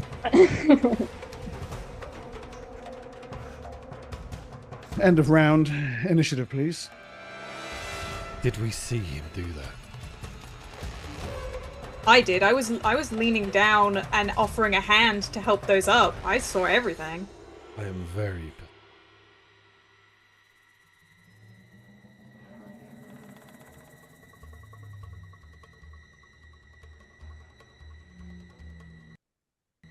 Pen and Hedrak.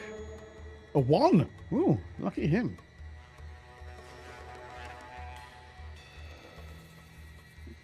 Okay.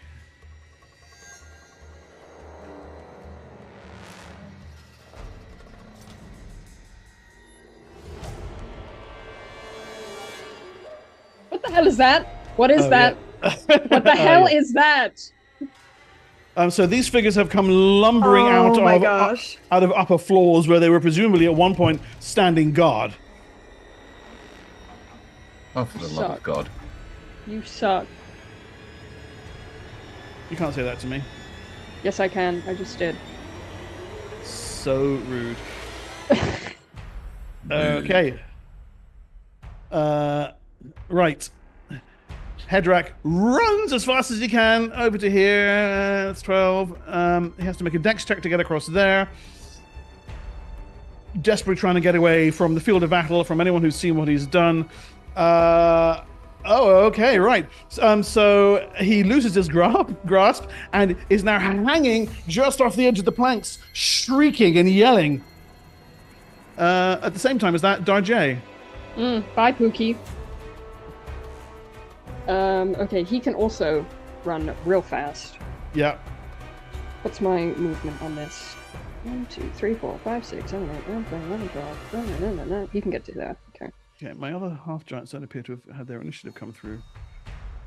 So he's going to run to here for no reason at all whatsoever. And no, don't do it. I'm debating it. Darjay would absolutely. We could use him. Well, we could have used the Templar more, to be honest. Yeah, and honestly, I'm gonna say he probably did not see her do that, him do that. So he is going to help Hedrak up. But if he had seen the stabbing, it would have been like that scene from Jurassic Park. He's gonna die. I want his death to be useful, at least. You know, you use your does nothing. You use your action to help Hedrak onto the boards. Yes. He looks at you a little confused. Thank you, he says, his eyes blind with panic. Success. Success. I've gotten myself a new meat shield. Success casts another invisibility to undead on herself, and then moves forward. Okay, these guys get saving throws. It is what it is. It is what it is.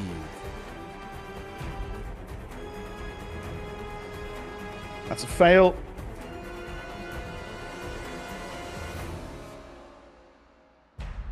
That's a pass. Who's that? That's number 2. How much is one step here in this map? 10 again. Again 10. Okay. 1, 2, 3, 4, 5, 6, 7, 8, 9, 10, 11. I can get to there. Okay, so wait, is that number 2? Yeah, that's number 2. Okay, right. So that one sees you. The other 2 don't. Okay. Right, Senex. These obviously intelligent creatures. Are they subject to telepathic powers that say creature? Doesn't mention anything about undead. What's the power? I was thinking of its insinuation. There's one creature with a mind, open mind or closed mind. No, they're not subject to mind-affecting powers. No. Okay. Okay then. I will clap my hands in his direction. Which one? The one. Did we see what happened with Hedrick? If you want, it's up to you. Yes, I do want.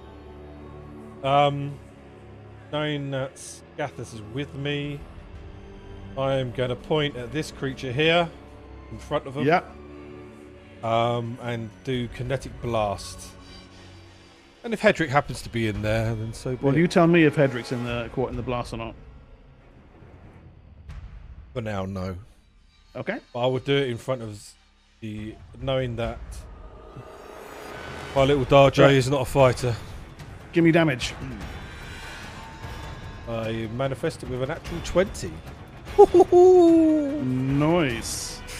I haven't got anything set up for this. It is 10d6 plus 10. Second. You typing it out? I'll do it. 10d6 plus 10. Let's see them dice.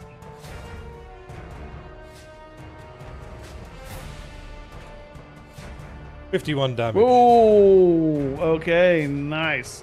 The kinetic blast slams into the zombie. Chunks of flesh and bone fly off in all directions.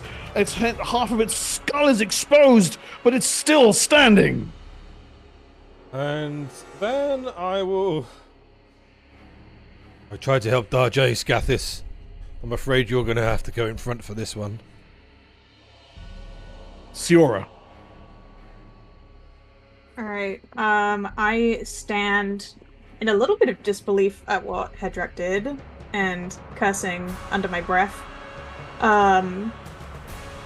This here... So I have a question. Rapid retreat. What would that do in this situation? That basically allows you to move around the field of battle without people getting attacks of opportunity against you. Right, and if I was to just, like, dash full speed, would that be 12 movement?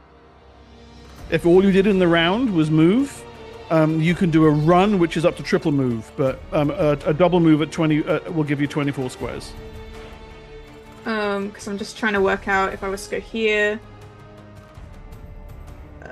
6. So I could get to the other side if I was to run across the top of the this thing, if it's stable, the red tent stuff. Yeah, you could get it. Yes, you could. Yes. Alright, and would I be out of the half giant's reach? As long as he doesn't move. Because this is lower down, right? Yeah, it's slightly lower down. Yes. Alright, so that would have been... So triple movement, 6, 12, that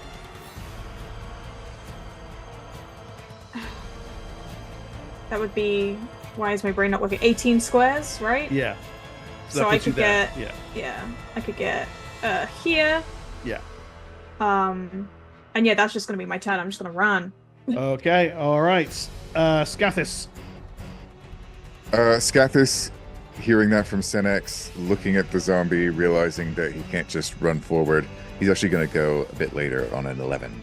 You're going to hold on and go on an 11. As he grips his mandible sword, yep. Okay. Alright. Okay, Thicket. I'm going to hold until Scathis moves. I'm staying with Scathis. Good, Okay, he got big sword. This number 3 should have gone already. He's bounced around the initiative for some reason, but that's him over here. So I'll do him now. So you're holding as well, moving. I'm going to hold my movement forward until Scathis moves, because I can't protect myself against that big zombie. Yeah, okay. So this guy number 7 needs to go now. Right, so he comes lumbering onto the bridge in this direction and swings. He can't see Zuxis, but he swings for you, Darjay.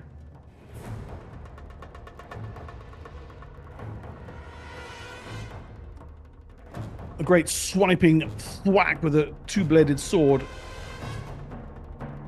That hits armor class 26. Darjay, your AC is 17. The half giant deals you I don't want to look. 10 damage.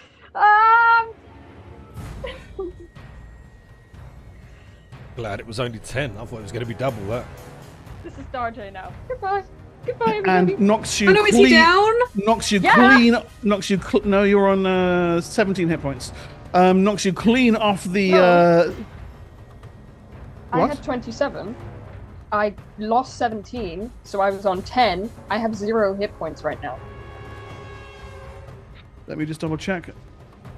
Unless my original count was wrong. Your starting hit points are 44. Oh. Okay. That was So- wrong on my sheet then. My Yeah, bad. you're on 17 at the moment. But he False knocks you alarm, clean. guys. He knocks you clean off the bridge, and you slam into the ground in the alleyway. Shit! Okay. That's fine. Rapid I'm a retreat chameleon. though, right? I'm totally a chameleon. It's fine. It's not fine. Rapid retreat, you got this. I believe in you. I do have rapid retreat, but yeah.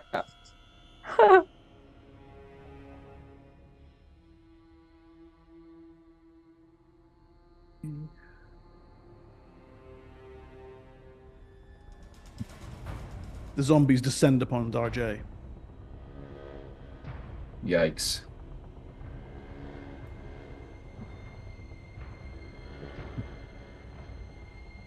You lose sight of him beneath their claws.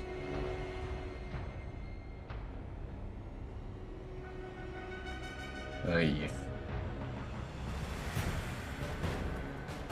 Okay. This one, on the other hand, number 2, can see you, Zuxis. Who's closer, you or Hedrak? Let's roll it. 1 to 3 means an attack on Zuxis. Steps forward and makes a brutish swing for you.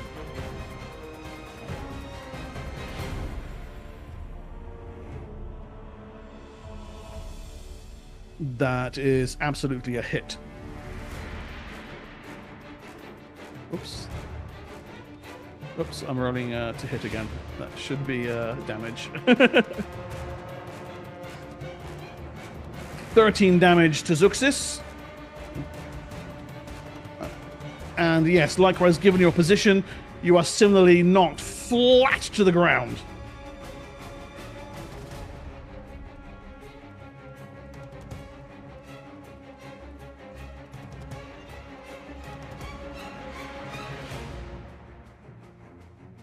As the undead tear at your soft lizard flesh, you expect death to take you immediately. It does not. To your side, you can see Darjay clings to the last shreds of life, bleeding out badly. You are moments away from being felled yourself. Who? You, Zuxis. You're on 4 hit points. I'm still invisible to undead. To the ones that downstairs, at least. Yeah, but they know when a body slams into the ground in front of them. Okay. They're in a complete mad feeding frenzy. Alden looks toward you, Scathis, pulls himself up.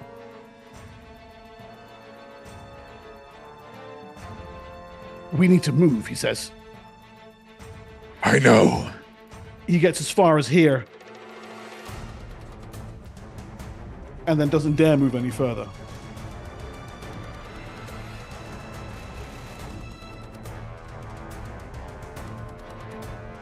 Having seen you go racing across the tops of the tent, this zombie comes lumbering in your direction.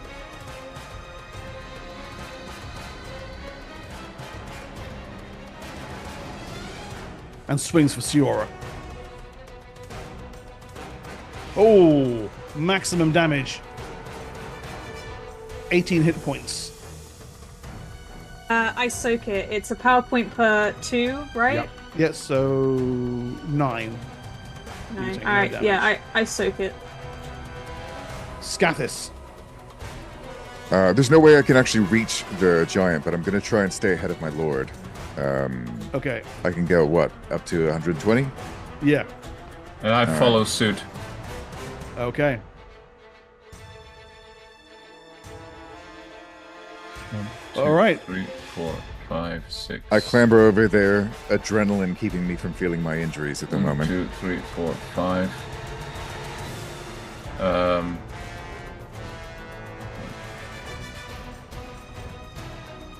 Is he? How badly injured is Scathis? Took 17 damage from the zombies. Okay, I run up to you, using my remaining movement, staying behind you. But I say, I will heal you. So don't leave. Don't run away yet. Basically saying, hold until my heal spell goes off. Okay. Well, you guys are at the end of the round, so that's pretty much automatic. Yeah, but I did a double move, so I can't cast it this round. Oh, you can do it next round. Okay, gotcha. Yeah, okay, yeah, right. Yeah. So I'm basically announcing to him that he needs to hold his horses. All right, let's have initiative, please. I've rolled for the NPCs.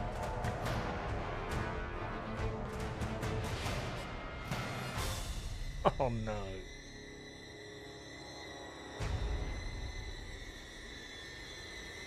That includes you, Darjay. You can just roll general action. We all done? Okay. So I rolled a combined 9. Cool. Siora. All right. Rapid retreat for sure. Yeah. Getting out of here, and then I'm going to use my, if I can, my hide in shadows ability behind these crates. Yeah, good idea. Okay. I want to try and make myself invisible. Oh, come on. No. Okay, things like my feather headpiece is like sticking out of the top. Oh, fucking hell. Like a peacock trying to hide. How much can I move then? Is it still like a dash or you could actually make it off the map into safety. Beyond you can see the there's open ground. I'm out of here. Yeah. Okay, right. You can see where the work crews have cleared the rubble away from the gates of the Nagarama camp, and in doing so have actually made a small wall that keeps this zombie horde on the street out of it. But you can get down off the buildings over that little wall and in through the open gates of the Sorcerer King's fortress. I will wait until my allies join me as I like turn around and actually look out the scene and panic when I can't see two of my companions. Yes. I'll wait, but if they come at me, then I'm going to drop down. Yes, okay. Success. Can I actually carry Darjay? Yeah, he's only wee. Yeah, and wouldn't that also when make him being carried by me? Wouldn't that also make him invisible to undead? He becomes your possession. Yeah, this round, you're not subject to any attacks from the zombies because they actually haven't gone on their initiative yet. They're on 4, the same as you. So that's what I'm doing. I'm putting Darjay over my shoulder, and I'm going to walk invisible to undead across to the stairs here because that's the only place I can get back up. Yeah, okay. All right. So you quite simply walk through the crowd of zombies as they're staring around. Like that scene in The Walking Dead where they wear the zombie slime. or where you wear Darjay's blood. Yeah. It's running down your back.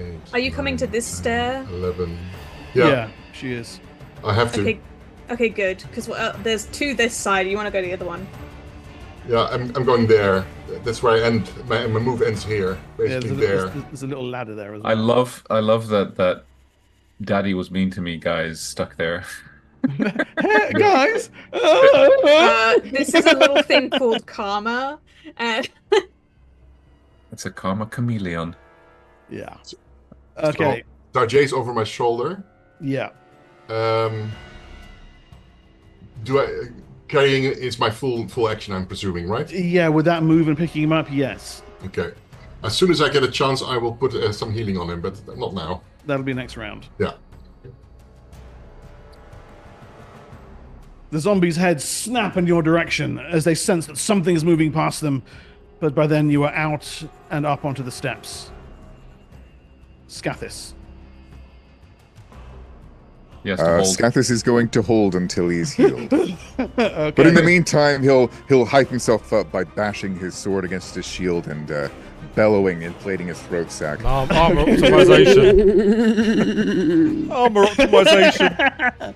Okay, right. A zombie half giant 3 and 2. All right, Alden, in the meantime, runs to catch up with you. You know, I'm going to roll for this because it might be kind of fun to see. Yeah, that's a hit. And number 2. That is also a hit. He only has armor class 10. The two immense figures close in upon Hedrak, grabbing for him. One grabs hold of him by the arm, the other reaches down and takes hold of him by his midriff, and in almost unthinking anger, pull in opposite directions. Hedrak's scream reaches a high-pitched and then he's quite literally torn in two by the two zombies. Hey, that's a different Jurassic Park scene, specifically from Jurassic Park 2.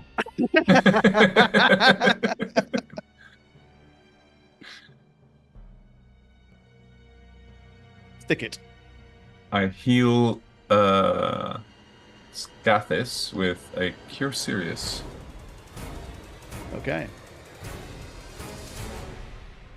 He gets 9 points. Okay. All right. 51 hit points. Nice.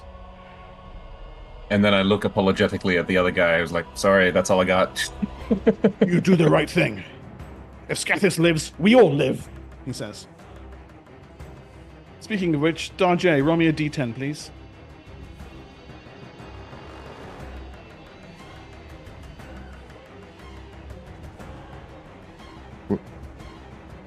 Darjay bleeds. I will say, now that I've been healed, You're does my actually action go off? Yeah, you were holding for it, so. Yeah, you were holding.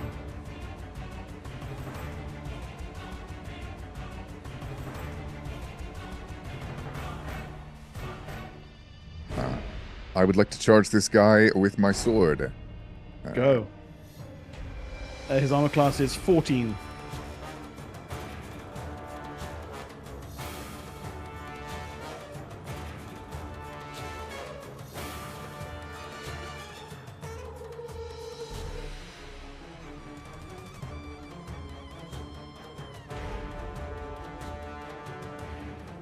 Blow after blow rains upon him. Yep, first one swing, then the next with the sword. Oh, I forgot, Yep. I have extra attack now as well. Yeah, So I you get got another attack out of my mandible sword if I with want? your main, yeah. Convenient.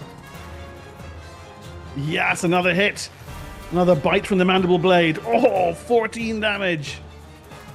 Blood and gore flies around you. Now, someone this size, I probably couldn't do anything more with the shield bash. Couldn't knock him down, or... There is a rule for that. Just give me a second. I think it's actually one size larger, which means it is indeed actually possible. Yeah, it's just the CMD. He gets a CMD bonus for his size, doesn't he? Yeah, He yeah, would, he does. Yeah, he would also be rolling more I damage. forgot, I've got to roll the large damage, don't I? Yeah. Ah, my bad, I've been rolling the wrong you're rolling- damage. Do I so need to that's- re-roll all that? No. 8. 8's 4.5. Let's add another 6 because you've hit him 3 times. Yeah. The difference Yeah. is 2 dice on two hit points on average. 48 so far then. Okay. And yes, I'm pretty sure it's one size larger. You can do a knockdown. So give it a go. All right, I'll give it a shot.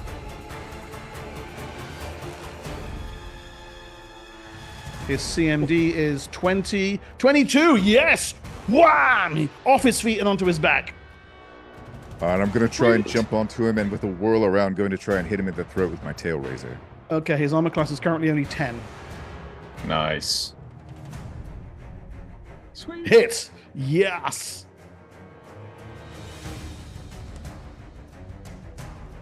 Nice. 7 damage with the tail razor. Okay. 55. There's barely anything left with him. He's lying on the ground, torn to pieces, his throat open, to the cartilage. It's still slowly trying to struggle his way to his feet. But you've all but annihilated him with that range of blows. Can you bite him? I still have one attack left. I'm gonna bite him. Ew. Are you sure you want to? They're all icky. Better than letting him hit me back. Yum, yum, yum, yum. Properly aged meat. Ripe meat of the bone. Only 4 damage. Oh, okay. The thing clings to its one remaining hit point with undead stubbornness. Is that the large wrong? I was large. My last action this round is going to be to elbow the guy next to me, going, "Go on then." He looks. Where is he? Technically, he could. Yes, all right. Alden, where are we? Yes, Alden runs up and he's going to give it a go. He's got AC 10. But if he gets this, he's never going to shut up about it ever. I think deserved though. He deserves it. And he drives his blade into the thing's skull. It judders once and is still. Alden looks at you like, this is the best day of my life. Scathis looks him in the eye and gives him a nod of acknowledgement. You've never seen Lord Calvoric so happy. I love how they've become bros. Like, honestly. Cenix. Not knowing where Darjay... He's still paying you. Yeah. Not knowing where... Still thinking Darjay and that's over here. I will run and use this ledge in front of me here to jump as high as I can so I can get a vantage point as I'm floating. Okay. Yeah. And then I will clap my hands towards this area in hope to place, because this obviously it's a ball, isn't it? Yes, it is. Yeah, so but to place the ball so it doesn't hit anything that's prone. Okay, so like at 8 feet in the air kind of thing. Yeah, so it hits obviously cool. these the two big boys, any undead that are below, and the bridge. Yeah. Okay. Cool. Tries anyway. Record effect. Yes. Nice. And damage-wise, is 36 damage. Okay, so this one over here is annihilated completely. This one annihilated not so much, but staggers about the place. You said the bridge as well? Bridge as well. Yeah, so it falls into the alley. Yeah. And I'm on 6 PSPs off. And any undead that are obviously walking around underneath. Yeah, these guys underneath, let's get rid of them. How far can I move and do that? Sorry? You can move 6 and do that. 1, 3, 4. 1 movement. So I jump from here and float forward with momentum. Okay, cool. Right, guys, let's have initiative, please. This should be the last round.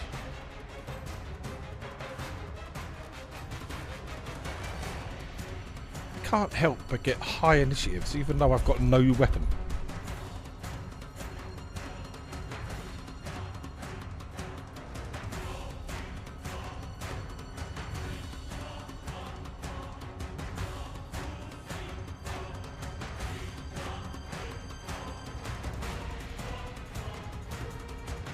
Okay, Siora. I stand waiting, readying my bow just in case something new appears. But I'm just kind of waving for them to come to me, because I found like the safe place.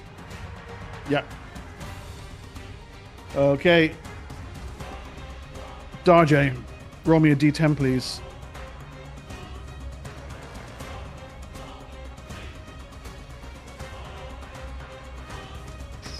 We've got a fruit somewhere that we got last week.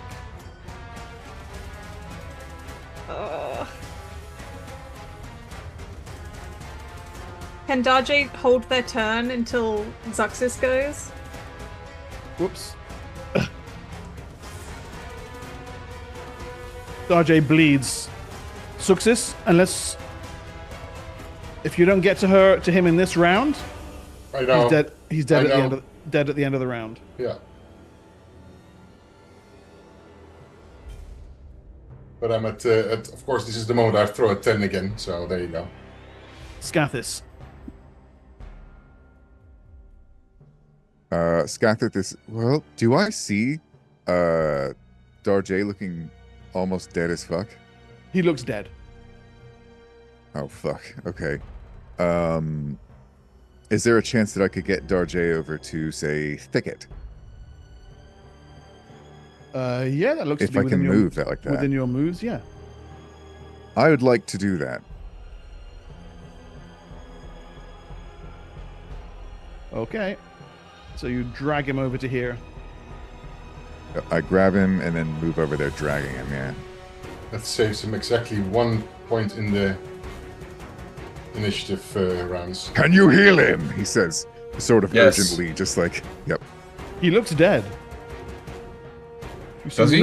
no sign of life in him whatsoever. Is he dead? Do you want to spend your action checking? I'm just gonna heal him. Just gonna pump a healing spell into him. Okay. Siora just watches, trying to figure out what's But going on, and isn't just seeing like Senex the first? limp Darjay. Senex is before me. Senex is first. Go ahead, Senex. I'm gonna run over here. 1, 2, 3, 4, 5, 6. Obviously, seeing Darjay there now. Where is the immediate danger apart from all these underneath? Well, we've avoided this, so this creature's on his back still, yeah. This one, he's on the ground. Yeah, he's fallen prone into the alleyway. I'm gonna hold my action, and I will. Hold. Yeah, I will cast. If he starts coming towards us, I will hit him with a kinetic blast while he's in the center here. Yeah. Okay. Thicket. All right, I use my cure serious spell. Sorry, not cure serious, cure moderate. It's all I got. Oh! Max 11 points. Sadly, it was too late. He was already dead. I don't know. Is he? Mark said he'll be dead at the end of this round, and it's not the end of the round yet. Well, we all know Mark's a liar. Antagonize the DM. That's a This great is the idea. right moment. He's Thank you, kind Senex. and generous. I've earned 3 bonus XP the last couple of years. I'm well happy. Succeeded success. The energies flood into Darjay's body. And with a little cough, he comes round with a single hit point. Sweet. God, ouchie.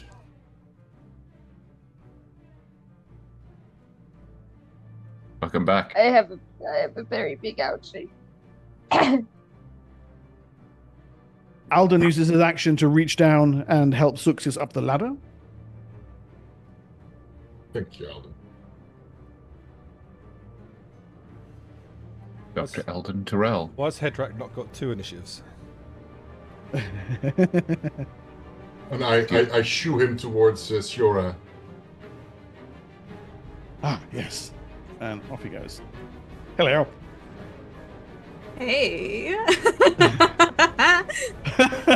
Oh Be my rich. God. I'm looking for a new sugar daddy. Oh my god, you're awful. It's like, And he's much better to look at. So. You and Hedrak broke up. Well, I mean, Hedrak broke up. But, Yeah, he did.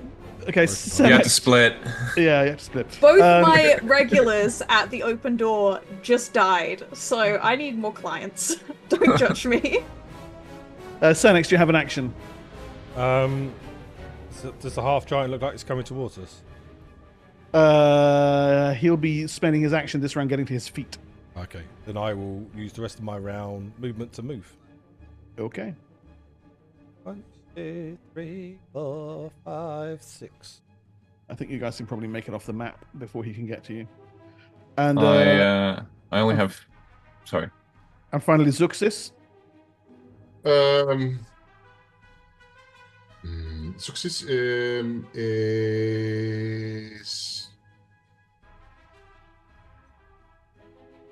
going to walk towards Darjay and give Darjay healing.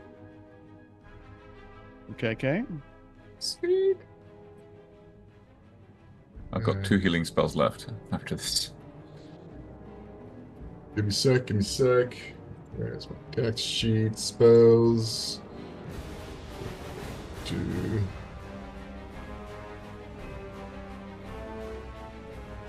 There you go. Oh, another 7. Okay. Darjay, your wounds begin to heal. Contusion by contusion. You're no longer being held together by one sinew. One sinew. My only sinew. Okay. Just the single strand. So this half giant does indeed get to its feet, and begins. It will then next round begin to lumber through the crowd toward you. The rest of you, if you wish to make your actions fleeing, then you'll be able to get away and off the rooftop before it can get up to you. Yes. It is good that my scalekin live. Stay behind me now. I will slay any attackers. Daji appreciates, but he's not sure how he got onto this side of the street. we were. Daji does not care. I carried you. Oh. Mistress is very sweet. Can I take this guy's hand and run with him? Yeah, he's like, come, let us go. I see the gates of the Nagaramakam are open. Our goal lies ahead. And I'm in my seductive outfit as well. In case you forgot. He's trying not to look because he's a gentleman, but Oh my god. I stand there and look down and think how much experience points if I blow all these up. A good few. Yeah. And I think At least 2. But then I think the DM might put more half giants on the board, so I run. All right then. As a group, then you race across the rooftops, down the far side, to where the Templars have made a rough barricade around the open gates of the Nagaramakam. Ramalama ding dong. Sorry. No, I stay with the lizards. Scales together strong. For a few moments at least, it feels like safety. Leaving the rooftops behind and the penned-in undead horde. But there ahead of you, the crumbled outer towers of the Nagaramakam and the great road leading into the forbidden city of the Sorcerer King's palace. Your Templar escort is dead.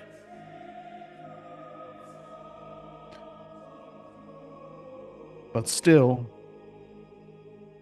it remains your destination. We shall see how this plays out next week. Oh, man.